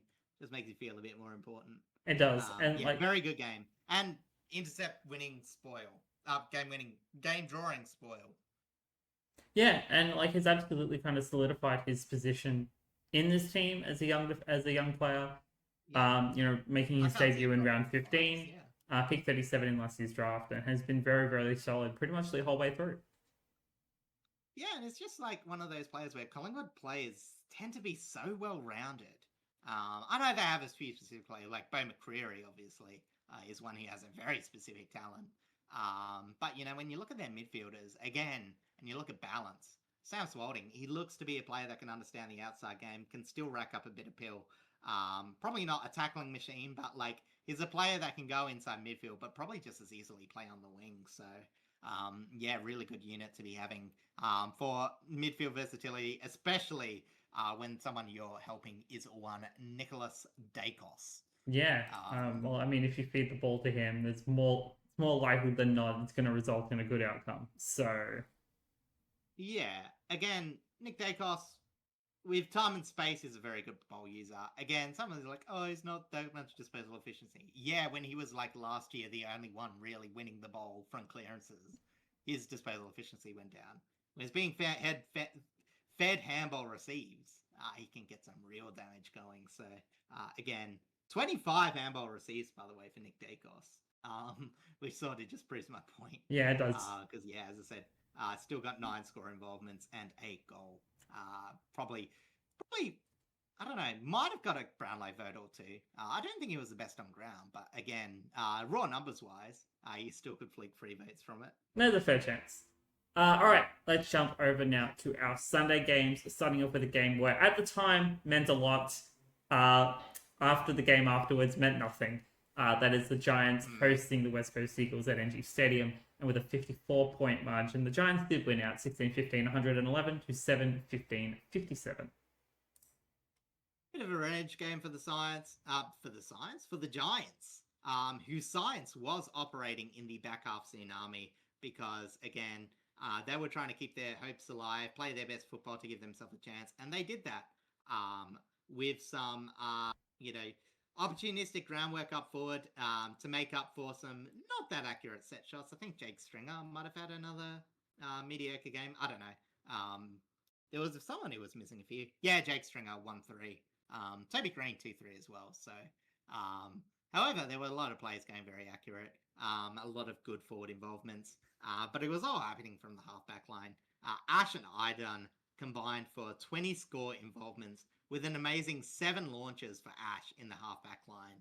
As I said, sometimes launches aren't that crazy. Like, Ruckman tend to get a lot of them because they're the first one with hands on the ball. Mm-hmm. But when you're a half-backer, it normally means that you've A, intercepted the ball, and B, started a chain that, obviously goes to score. So you're probably getting a lot of, a lot of damage from, picking up. Attack on Reed, that's Harley Reid, limited his damage from clearances, although Kelly and Graham did pick up the slack a bit. But the Eagles just couldn't defend the tolls of Cadman and Brown. He had plenty of speed and presence. Was much appreciated with a forward line who had plenty of supply. Harley Reid was tagged by Harley Reid was tagged by the late replacement, Connor Stone, who took the usual tagger. What's his name? Toby Bedford, yes. Who you'll talk about in a bit. As I said, sort of, pretty funny how that worked. Connor Stone has always been a bit of a sort of in and around the side, never quite had a big role. So, you know what? Maybe a bit of a niche for him. I think he has tagged before. He's just, been a player whose offensive output hasn't quite justified his spot in the team. But did the job against one of the more promising youngsters. Yeah, did a Otherwise, is very solid yeah. effort, considering he's very much more of a depth player at this point in time. Like, Giants definitely know that Toby Bedford is the more prominent player to have in that sort of role. Yeah. But very serviceable, especially against Harley Reid. Like, he is very dangerous if you let him loose. Yeah, and as I said, I think the thing for the Giants is, even though you didn't get it back, again, it's getting these sort of players a step up. So when you have your full strength team, when you have your I was gonna say Tom Green and what's his name? Where you going? I was about to say Callahan? Cadman. Callahan, thank you. Back. You'll add a bit more to your side. Still got to work out their ruck situation. Kieran Briggs and Madden together, I didn't really seem to work. I think if you were to say the best Eagles player, maybe by far was BJ Williams. He's had a few best on grounds for the Eagles, and it'll be interesting to see where he finishes up in the best and fairest. Again, we're sort of ending to this conversation because there's not really much to talk about this. No, there isn't all that much. Yeah, BJ Williams. I hope he wins best and fairest because I think that would be funny. Well, and he would deserve it. There's a current rumor floating around that a couple of teams are looking at Kieran Briggs in the off season. Richmond being one of them. I don't know if I'm a fan of that idea at this point in time. I would have preferred Nick Madden if we could, but Nick Madden did re-sign with the Giants, which is good for him. But yeah, it's not enough around the ground to really justify having him as a second ruck.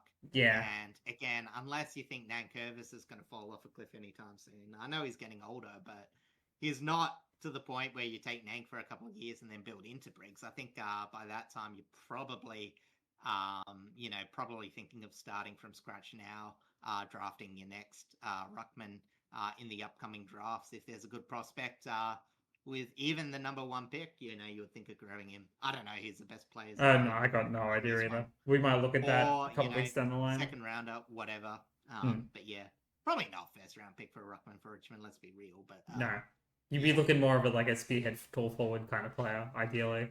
You would think so, but hey, maybe you pick a ruck forward and hope that they may develop into one or the other. That would be anyway, nice. Again, that's draft thing. Apart from that, valiant effort by GWS.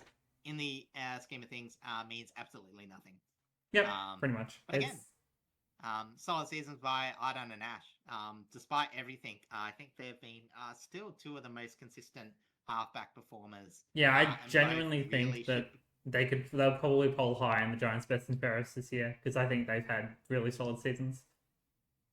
Yeah, as I said, the other Giants' best players have all been in and out, and Callahan, I don't even think he's been as consistent enough to do it.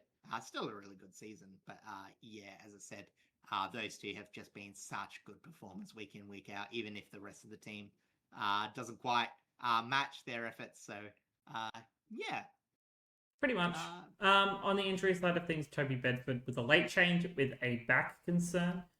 There is now that they know that their season is over, there's a possibility that he won't play this week. And they'll let him actually recover and get a decent preseason into him because he has played this season very touch and go. So he is hoping that he will be okay going into 2027. All right, jumping over now to probably the best game of the round, in my personal opinion, because I was at this game. I was in the crowd. It was insane what happened. The second draw of the round, the third draw overall for the season between the Bulldogs and Carlton at Marvel Stadium. 12-10, 82 apiece. Yeah, and I said it's funny because draws normally break the hearts of fans, but the Doggies and Carlton will be a lot happier this week, and at least a lot more happy than the Saints, North, and Giants fans who all had their fake final streams shattered in one fell swoop as the Fraser train continues in 26 and will continue, obviously, with that news onto 2027. Yes. In terms of bowl use and contest, I feel like this matchup did actually seem a bit similar to the first matchup, where I don't think either team were quite going at the best bowl use, but the standard was a lot higher than the other two teams. The first game was two teams struggling, Carlton starting to come into some better form, the Bulldogs starting to fade off. Whereas these two teams is they're not they probably got a bit more. They probably could have been a bit cleaner, but for this sort of intensity, it was still a pretty good game. Neither team could really capitalize as they could have if the stray kicks and missed targets in this Irish pressure contest were converted a bit. But the Bulldogs again were struggling to find some consistent forward targets. Norton and Jones had 1-6 between them. Croft and Emma only added an extra 1 goal to the total. So it was really the beast from the attacking midfielders. In Richards, he put on an absolute freakish performance. He carried the team in the absence of Bontempelli and Absolutely. he had a solid game, backing him up. The Blues had much more disposal, but weren't ever as clinical. With it led to halfback to midfield. Halfback to midfield Ranger users, but weren't the most consistent with their ball users. Players like, I think, Ollie Florent had an absolutely big game. Blake Acres randomly into some form again after being not even cited in this team. Has suddenly come into a bit of form. George Hewitt obviously having a really good game. And, Big Billy Wilson also getting involved, turning into not just a decent defender, but a pretty good distributor. It was really, really fun to watch Cripps, Walsh, and Jagger Smith all just do their thing in that midfield. Like, those three kind of leading the way in terms of a really solid midfield structure, like, is actually a lot of fun to watch for Carlton. And I think that's where a lot of their magic kind of comes from. Is just, like, it's 3 elite midfielders from different age brackets. You kind of just just putting on display what Carlton's talent can really do. Yeah, and as I said again, when we're talking, because we're obviously talking about how good this experience can protect some young players, and especially when you got Jagger Smith in that midfield and a few others that have been teetering in there. But Nick Haynes, we've been talking about Wiedering and how, as I said, him coming back will add such a huge boost. He had a pretty solid game. He did. On Norton. Occasionally beaten in the air, but overall, I still think it's a bit of a win, especially considering that you would expect him to take a few games back. But as I said, Nick Haynes, you know what I mean? Like, he's had to play fully defensive. He's played a bit of a mixed hybrid, attacking intercept halfback midfielder in this game. But he seems to be enough of the glue to hold it together. And I think he should have some huge props come the end of the season. Because again, when you're looking at leaders back there, in that back line, they really didn't have much. And they were able to keep it together. And even in this game, put on a really stellar performance. Because again, the Bulldogs scored a few goals, but they weren't coming from their deep midfield, deep forward line. Josh Dolan got a really good goal, but that was from the boundary line. And that was also really on the run as well. No, sorry, it was it was the set shot. No, it was the set shot. You're right. I remember it because it was at my end. But no, you're right. Like, Nick Haynes has had a really, really solid season, especially when we talked about it in the off season when they lost Stilvani to St Kilda. We were like, who kind of fills in that space? And I obviously, with Harry Dean coming in and being an absolute revelation down in defence, I think Nick Haynes has very much stepped into that sort of role as well at the same time. Yeah. And they've kind of just been, they've been managing Harry Dean's growth, Nick Haynes has definitely stepped into a really solid position and very much led from the front in terms of helping support his development.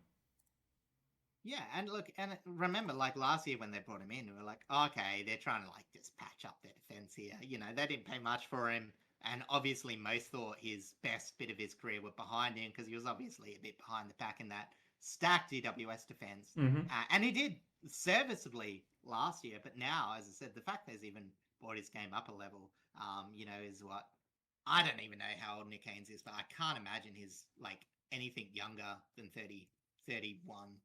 I think it's 32 to be honest. But he's early 30s, so he's getting close to that retirement sort of age. But his form is still really solid. Oh, yeah, much older than I thought.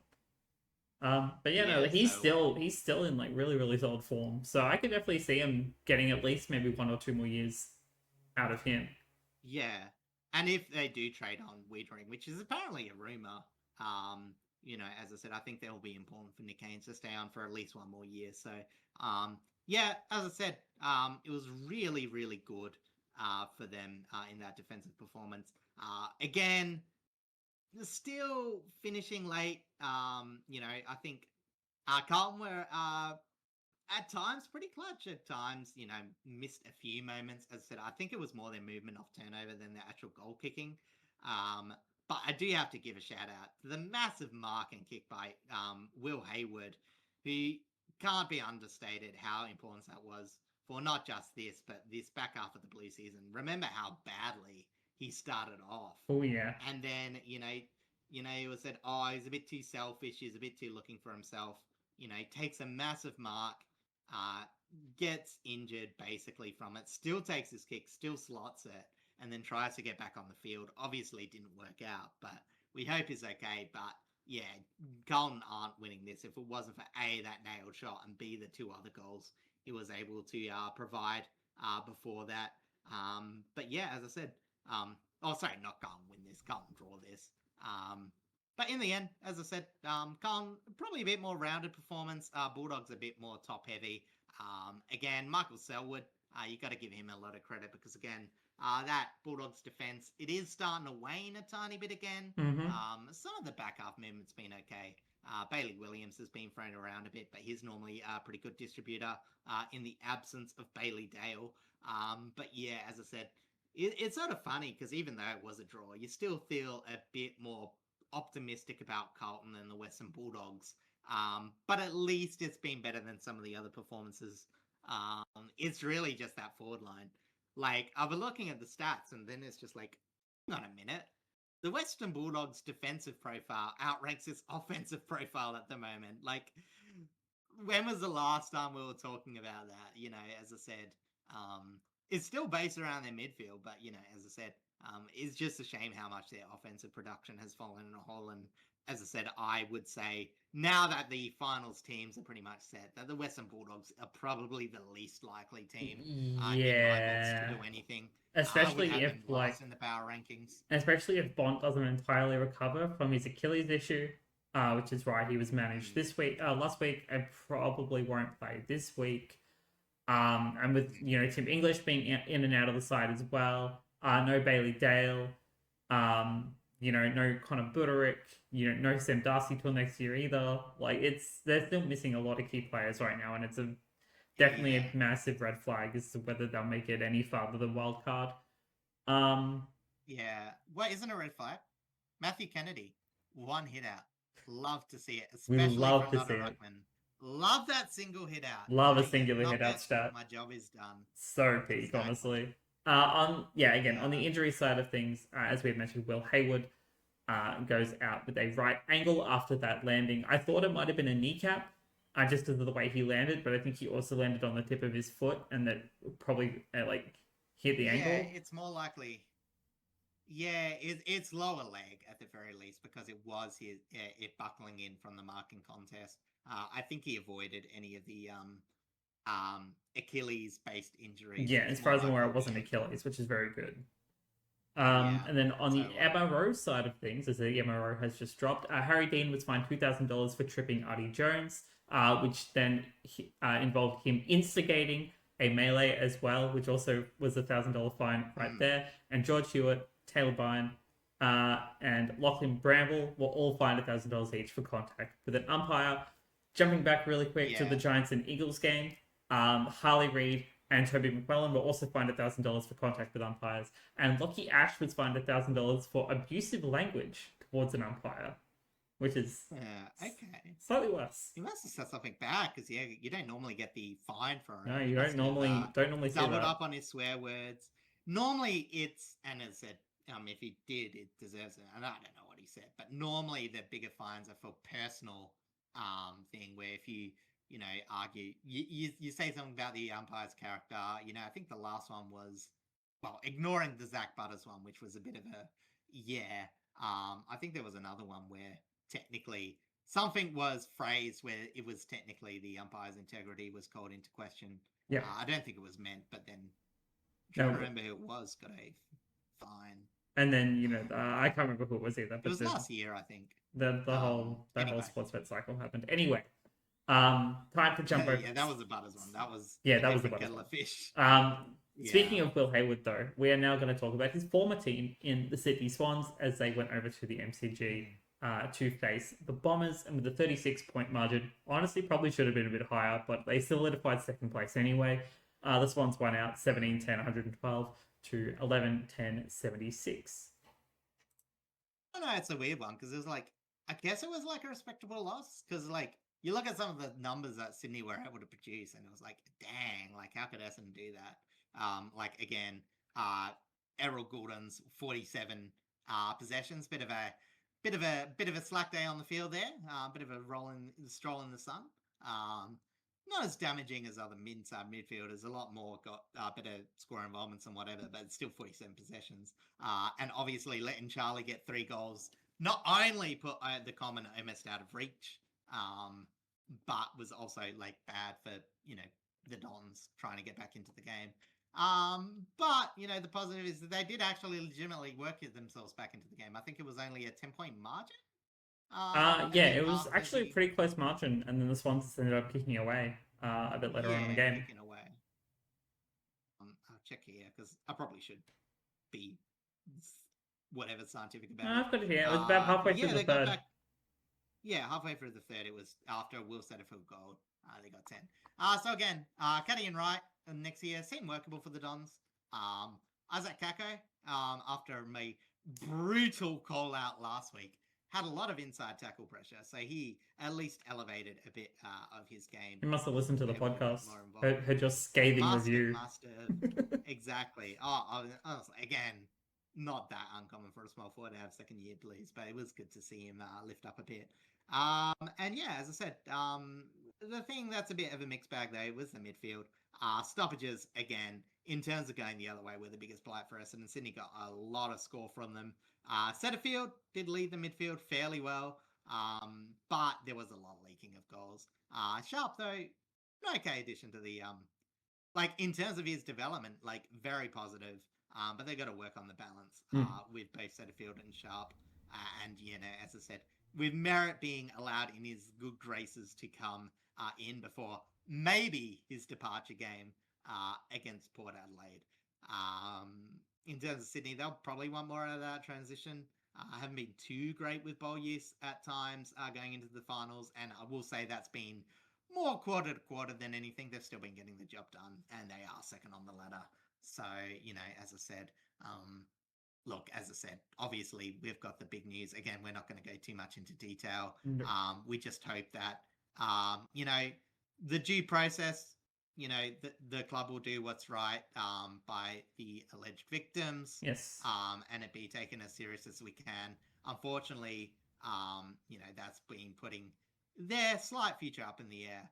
But as I said, it is much more important to, you know, make sure that the correct process is able to be done. And then once is done, the reprimands hopefully will be swift.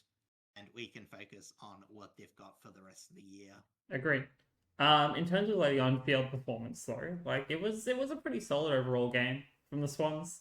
Like you can't really fault them too much for not really going at 100% and letting the Bombers play a decent sort of game. But again, this was fairly bruise-free. Like Bombers play bruise-free football anyway. Yeah. They just don't control the outside contest. Don't really. Although the tackle numbers were actually okay, like theoretically, it's just, you know, they just couldn't stop Sydney in the air more than they weren't putting enough pressure. In fact, Dons out-tackled 76-61, despite relatively even disposals. Again, Sydney are a high handball team, so they've probably got more opportunities to tackle there. But yeah, as I said, it was more, and to be fair, like Dons 9-8 from turnovers actually outscored Sydney 7-4. It was just, those stoppage difference. I don't think Sydney will be too concerned. Again, I think they'd pretty much won it from the centre game. I think so as well. As I said, the Dons kept with it. They've been bad without being disgraceful the last 2 weeks by memory.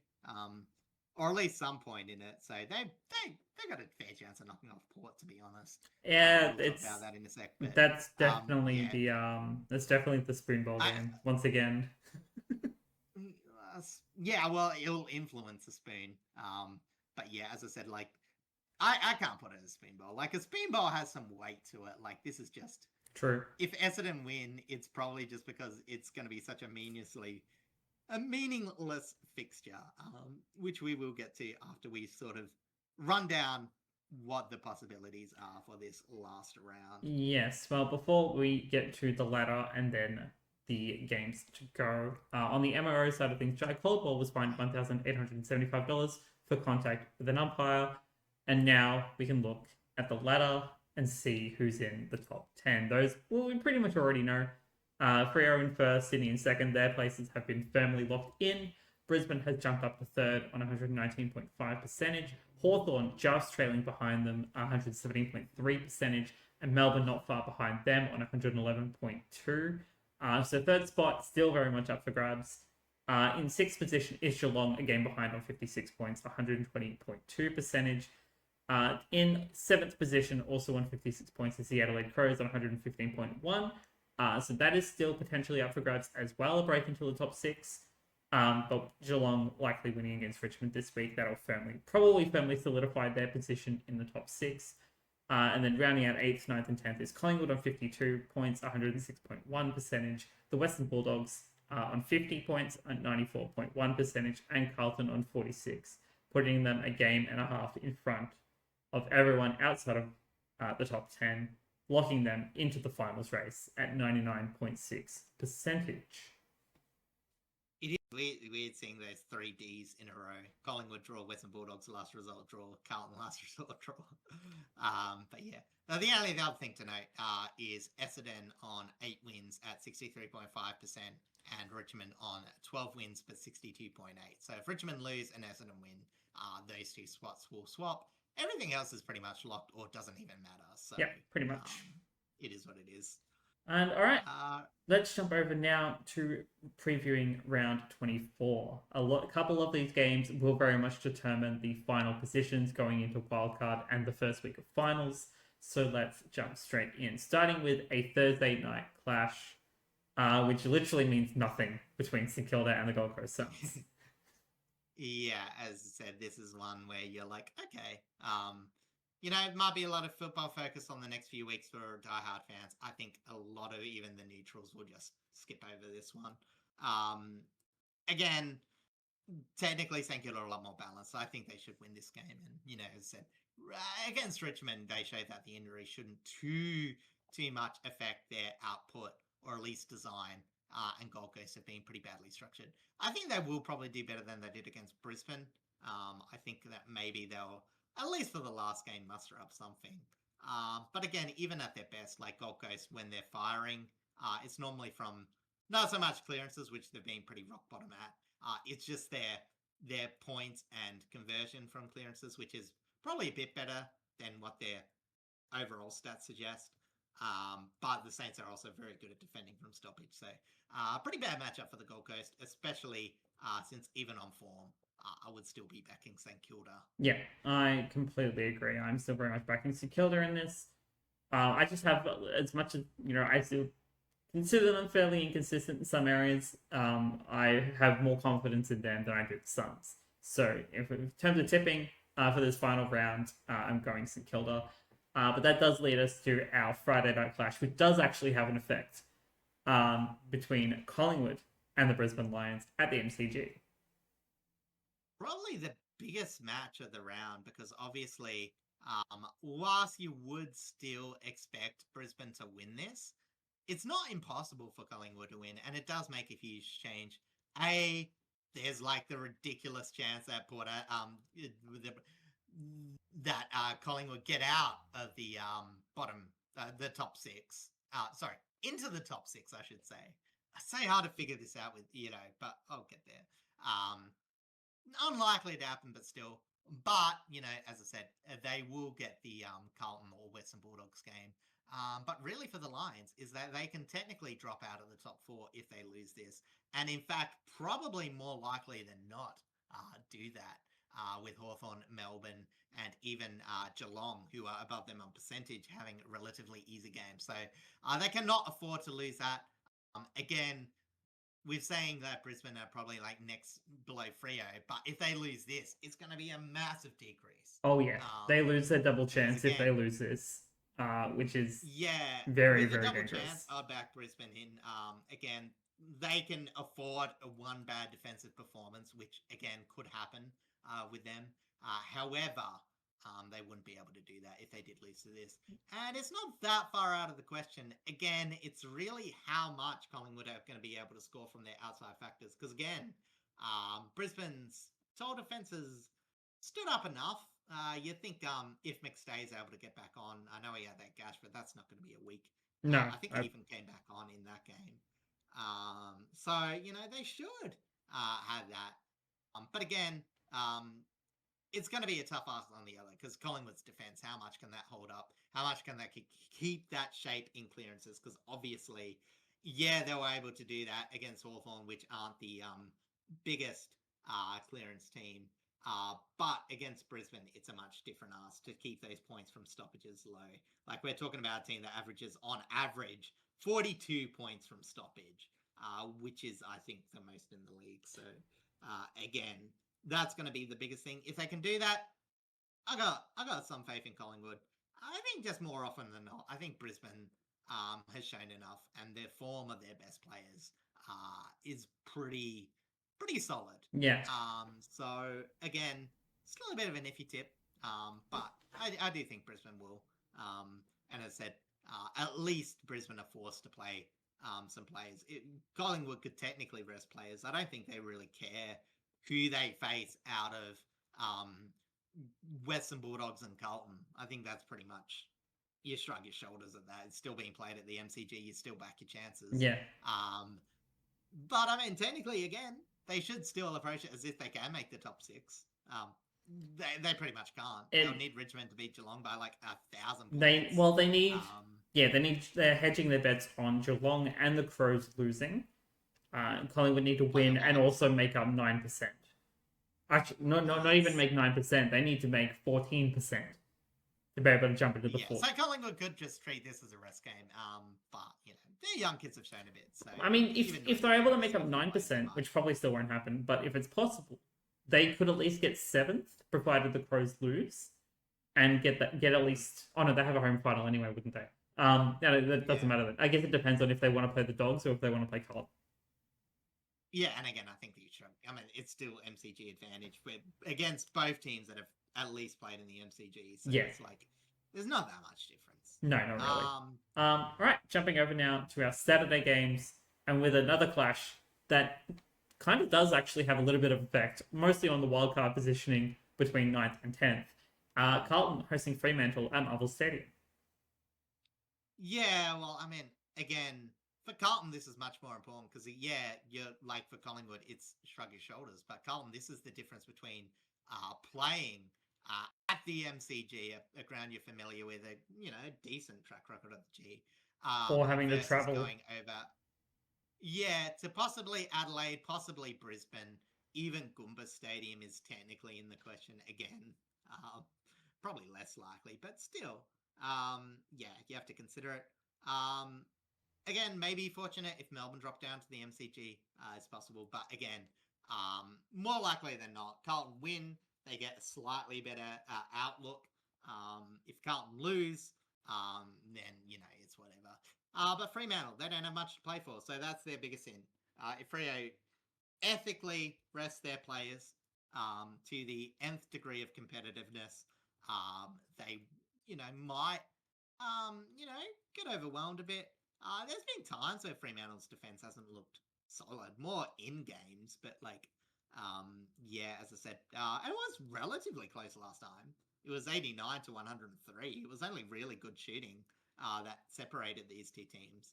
Again, one of those teams where Voss got close. Oh, yeah. I think Carlton even had that halftime lead and then capitulated. So, again, not out of the question. Carlton, even like the last history as the track record over Fremantle. It's only since the last couple of years where Freo have been able to get the wood back on them. But as I said, overall though, even with Fremantle resting players, I still slightly rest them unless they're doing something ridiculous like resting 2 of their 3 key forwards. Yeah, I don't wholeheartedly expect Freo to win this, but I definitely give them more of the favour. But it does also depend, if they get the week off anyway, they don't have to play wild card. So I don't know if they're going to really want to rest players or if they want to try and keep them match fit. You think Pierce gets rested? I would Like, imagine that be Moose the gets most- rested, especially considering he didn't Yeah. have the greatest of games last week anyway, after coming back from Didn't he injury. not give it a bit of an extra, give him a light training session to recover and make sure he's good to go? Whereas, yeah, this match definitely has more of an impact on Carlton. Sorry. I imagine that they do not want to travel. I imagine they would want to try and get that final in the MCG. It definitely plays more into their favour. And off the top of my head, if they do happen to come up against Collingwood in the wild card and then win that, they probably only end up playing Melbourne afterwards, so they wouldn't have to travel Melbourne or Geelong, and they wouldn't have to travel anyway because that would also be played at the MCG. So they might get lucky if circumstances were to fall into their favour this week.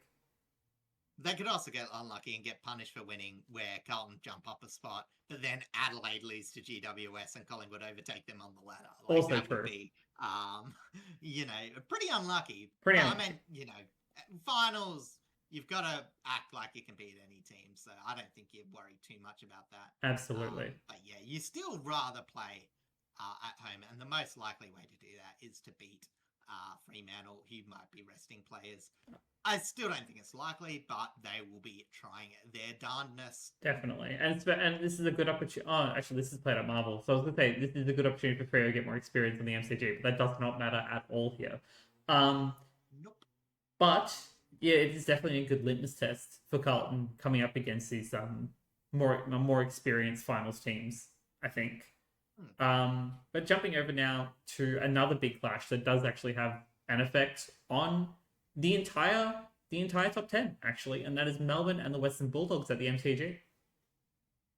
Yeah, and this is going to be a very interesting one because the last couple have gone down to the wire, with the Western Bulldogs edging them out late last year and early this year, by probably less than 20 points overall. However, Melbourne have looked a bit more complete lately. The Western Bulldogs have been limping over the line, it's fair to say. Mm-hmm. And as we've been saying, their best aspect has been the clearances, and Melbourne have been pretty good at defending or preventing stoppage from accumulating too much damage. Well, maybe not too much damage. Like, they can get a lot of score against, but you know what I mean? Is like they haven't really, like, they can run with teams. If it's an open game, it's an open game, and Melbourne can outscore, which is, I think, the big thing where Bulldogs can't with their forward line the way it is. They're just going to struggle to keep up, even if it is a shootout, which is more on their terms, because obviously both defenses leave a bit to be desired. Obviously, the Western Bulldogs is improving, and they might have a bit of an oomph with Van Rooyen. You would expect him to at least miss 1 week. So, I would imagine he misses at least one, but we'll see. Yeah. So you can focus more into defending Harrison Beast Mode Petty, but at the same time, I think it will be easier for Melbourne to defend the Bulldogs forward line than the Bulldogs defending Melbourne's forward line. Especially if the Dogs are being creative. Especially if the Dogs are still struggling with some injuries, it does open them up a little bit more to Melbourne's offense. Which, considering... I just don't like the Bulldogs' form. No, neither. Melbourne should win this very comfortably. Yeah. So, yeah, if you're tipping, of course, tip Melbourne, I would say. That's probably the safest, the more comfortable tip. But let's jump over now to GMHBA Stadium, where the Cats host the Tigers. Honestly, this is an AFLW doubleheader. So if you have any interest in the AFLW, please go check out the girls. I think that will be a really fun match to watch, more so than the actual men's, because I imagine Geelong are going to wipe the floor with us. Honestly, if this game was a little earlier, and I didn't have, this was more the afternoon game in the Melbourne time slot than the evening time slot, I probably would have gone down to Geelong to watch it. But, oh well. But yeah, I'm not expecting much from this game, at all. You did say Geelong and St Kilda was the women's doubleheader. No, Geelong and Richmond doubleheader. No, it's Geelong and Richmond, but in the match beforehand. It's Geelong and St Kilda. Oh, it is? Oh, interesting. I think it'd still actually be a really good game to watch anyway, more so than the men's. So that's fair enough. Yeah. Both should be middle of the pack teams, roughly even. So Geelong did get touched up by North Melbourne. So they are 18th, but it is a bit of a... it's only the first round, and North Melbourne are the best team in the comp. A rough sample size of one. Yeah. Really. I just want us to finish this. The AFLW. Yeah, exactly right. I just want us to finish this game with no injuries and hopefully a decent, competent scoreline would be nice. Yeah, don't just get blown out by 100, really. As I said, you want to at least have some respect. But again, you're probably going to see if Geelong get a comfortable enough lead. Yeah, they'll be fishing for a few more percentage to try and fluke a bit above, again, if other teams fall apart. But they only really need to have a reasonable win because they're already ahead in percentage. Yeah. And they're requiring the other teams to lose. So they're not really needing that unless the Adelaide Crows absolutely pants the Giants. And, they only win by... We may as well jump over to that game now. The Crows and the Giants at Adelaide Oval. If the Giants win this and win this with a really, really solid margin, they could very much jump into the top 6 and absolutely ruin the chances of another team, depending on other outcomes. So, generally, these Saturday games probably have the biggest impact on the top 6. Yeah, it's going to be interesting because it'll be one of those ones that will show who's actually able to, and then it'll all be capped off by, I think it is technically the last game of the round, where, again, Hawthorn will have to have a bit of an upset, but we'll see where it goes. Yes. Whether there's a top 4 spot available. It won't be Hawthorn's, theoretically. Well, it shouldn't be Hawthorn's by the time they play their match, but they will see whether they get in, or if Brisbane Lions has dropped off by losing to Collingwood, or if any of the other teams have just stuffed up their moments, like Richmond beating Geelong by 100 points. That would be really funny. So, but I would not say no to that. We believe! GWS, again, it's a team you would hate. Like, of all the teams to randomly win, I think GWS has, the most chance. Mm-hmm. A, because their back-half movement is a lot better than the Crows. And B, they have the tolls to defend whoever the Crows send out in terms of their forward line. Obviously, it's more likely that Tex Walker is going to play this game. So they'll have their classic three-pronged of Phil Thorpe, Fogarty, and Walker. Yes. However, you do got to say that, in terms of the midfield, both teams aren't the hugest clearance teams in terms of movement. Both are a bit inconsistent, to say the least. Again, both teams, it's more when they get it in, they'd normally... Well, GWS can get bulk, but don't always convert it unless it's a good day. Yeah. Whereas Adelaide have had times where they've moved it okay. And when they do, they always get production out of it. But it's normally been against the more open teams in the competition, like your Essendons and your West Coasts and all that sort of thing. Yeah. Again, avenues for upset, but you would still back Adelaide with their season on my only question, GWS. My only question for this is that if Toby Bedford comes back in, do you think he just tags Rankin? Or would you go to maybe someone like Miller, who's really good ball movement across the wing? I don't think Miller is playing. I think he's still... Oh, is he still injured? Oh, okay.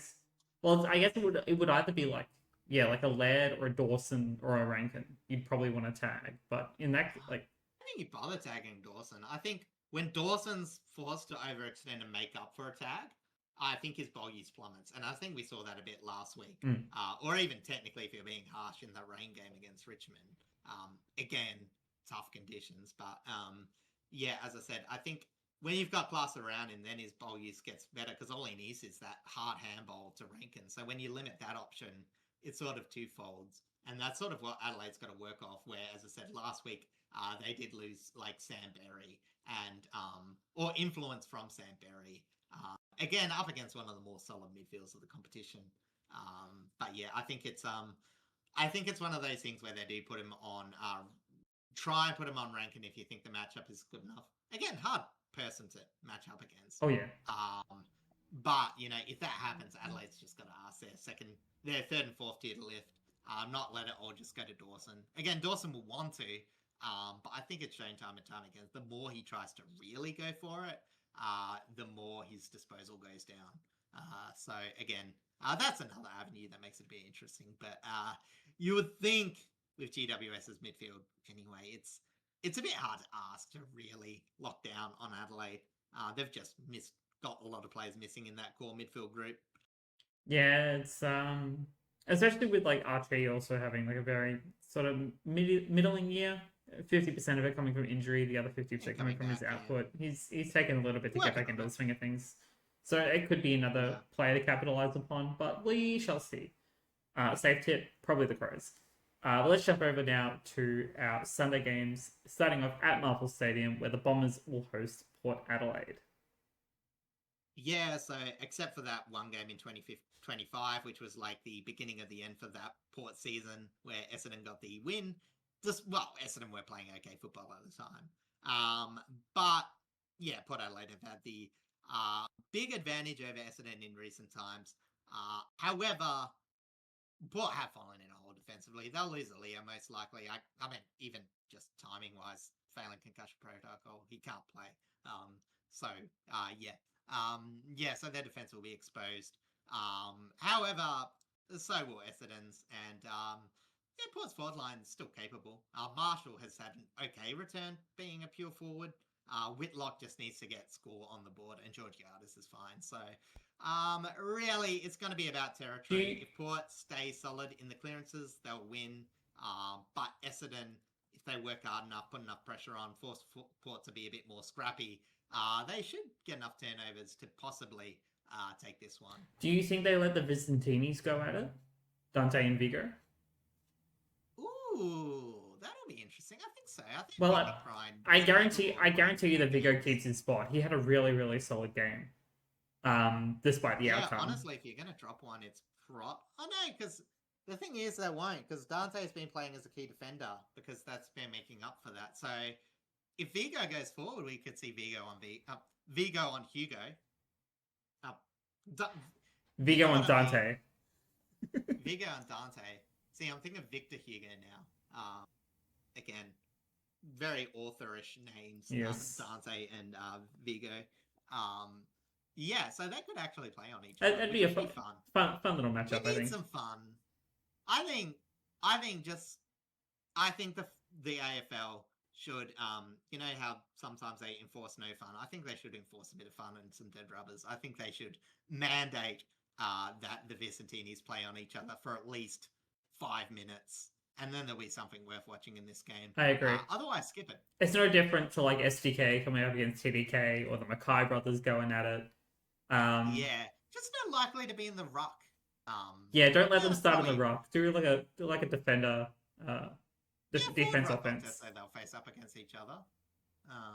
I think Nick Bryan, unless he loses his spot, will still take the majority, and obviously Sweet will be the main. Yeah, that would make a lot of sense to me. I just hope that one day, like, we could get more twin clashes, like, or like brotherly clashes. Like I want to see the Whitlock brothers go at it at some point as well, between North and Carlton. So that'd be great. There's still some other options. But speaking of North, that's where we're going next, over to the SCG, with the Swans will host North Melbourne, and this is also another AFLW doubleheader. Yeah, and I think the good thing about this one is, and talking a bit about the AFLW, is like they've scheduled a lot of double headers, but they've been very Melbourne based. Obviously the one being Sydney and GWS the week before. But I think of all the teams that I would be giving a double header to, I think Sydney has constantly proved to organize their AFLW really well, get a lot of really good crowds to their matches. I think if anyone deserves them, it's Sydney. And they've got I do probably have an internal rant. You do. But they also have great AFLW talent to watch, like Chloe Malloy and Zippy Fish. Oh yeah, exactly. But you know what I mean. It's like I do have a bit of a rant internally about them starting last week off with 2 Victorian teams which haven't really always consistently pulled in the crowds. But Sydney. I reckon if you're going to pick a team, especially of the more modern era teams, you're looking, because again, Brisbane have been solid performers too, but as I said, they're fairly established. Whereas I think Sydney is going to be the next market team that builds up and will be exciting. But we're talking about the men's. Yes. Sydney, North Melbourne. again, North Melbourne, I think, have proven they've had enough to compete. Obviously, there's going to be some variability in the team sheets and a lot to go through. Again, not going to touch too much about that. But just know that North Melbourne probably have a chance to get a win in this game. It'll be like, if you're low on tips, if you need something freakish to happen to when you're tipping, tip North Melbourne. But otherwise, Sydney should still do it. It's just not out the realms with the way that the season is. But it would be the first time in 10 attempts for North Melbourne to win that game. So, yeah, good luck. And I want to see them try a solid effort. But unless, as I said, it all ends up being too much for Sydney, they should still win it. Considering they've had some really solid performances against top 8 teams. They can beaten a couple of top 8 teams. Yeah. Played Geelong really close last week. There's definitely an opportunity here for them to at least play it really close against the Swans. And considering the Swans have locked in second place, even though they will have a week off because of wildcard, there's a potential for them to rest a couple of players, not including the fact of the current investigation going on. So there's definitely avenues that North Melbourne can capitalise upon. But I would say the safe tip is probably you might tip it if you need to win your tipping competition. Same with probably the next game, but again, theoretically you're probably just tipping Sydney. Yeah, making it easy. It's definitely the safer option. But jumping over now to our last game of the home and away season, where the West Coast Eagles will host Hawthorn over at Optus. Yeah, so it's been pretty happy hunting ground for Hawthorn these last few matches, all been pretty convincing over the last 4 years, and they need a win. I will say it's going to be interesting because, again, both teams, Hawthorn have improved a lot in the clearances from the probably first half of the year. A lot of it is Jarnukin, though, so it's going to be interesting whether West Coast might be like, okay, if we can restrict Jarnukin a bit, our young midfield talent might have an avenue. Because we did see it even up when Hawthorn were playing at Collingwood. Newcombe didn't get as much attention, but, was still a bit impacted by the way Collingwood set up. So, I don't think West Coast are really a hard-tagging team, but maybe you try and do something like that. Milan Murdoch has done some run with options up forward, so maybe even if you're trying something out left field, you do that. If he's still healthy. I can't exactly remember. I've lost track of. I'm pretty sure he's still healthy. I think West Coast generally have a couple of avenues to play an upset sort of game. But it's not like they've got that many tolls to defend for Hawthorn. No, and Hawthorn's forward structure is very similar to West Coast. So, but Hawthorn's defense is also vastly better. So there's a bit of a night and day difference there. On the flip side, it's a good chance for Chol to get into a bit of form because, again, he's been okay on return, but he needs a next level to be really impactful in the final series. Again, I'm not going to judge him, obviously, because he is just coming back from a long time off football. But yeah, as I said, if he's able to use this game to work himself into it, it will be good.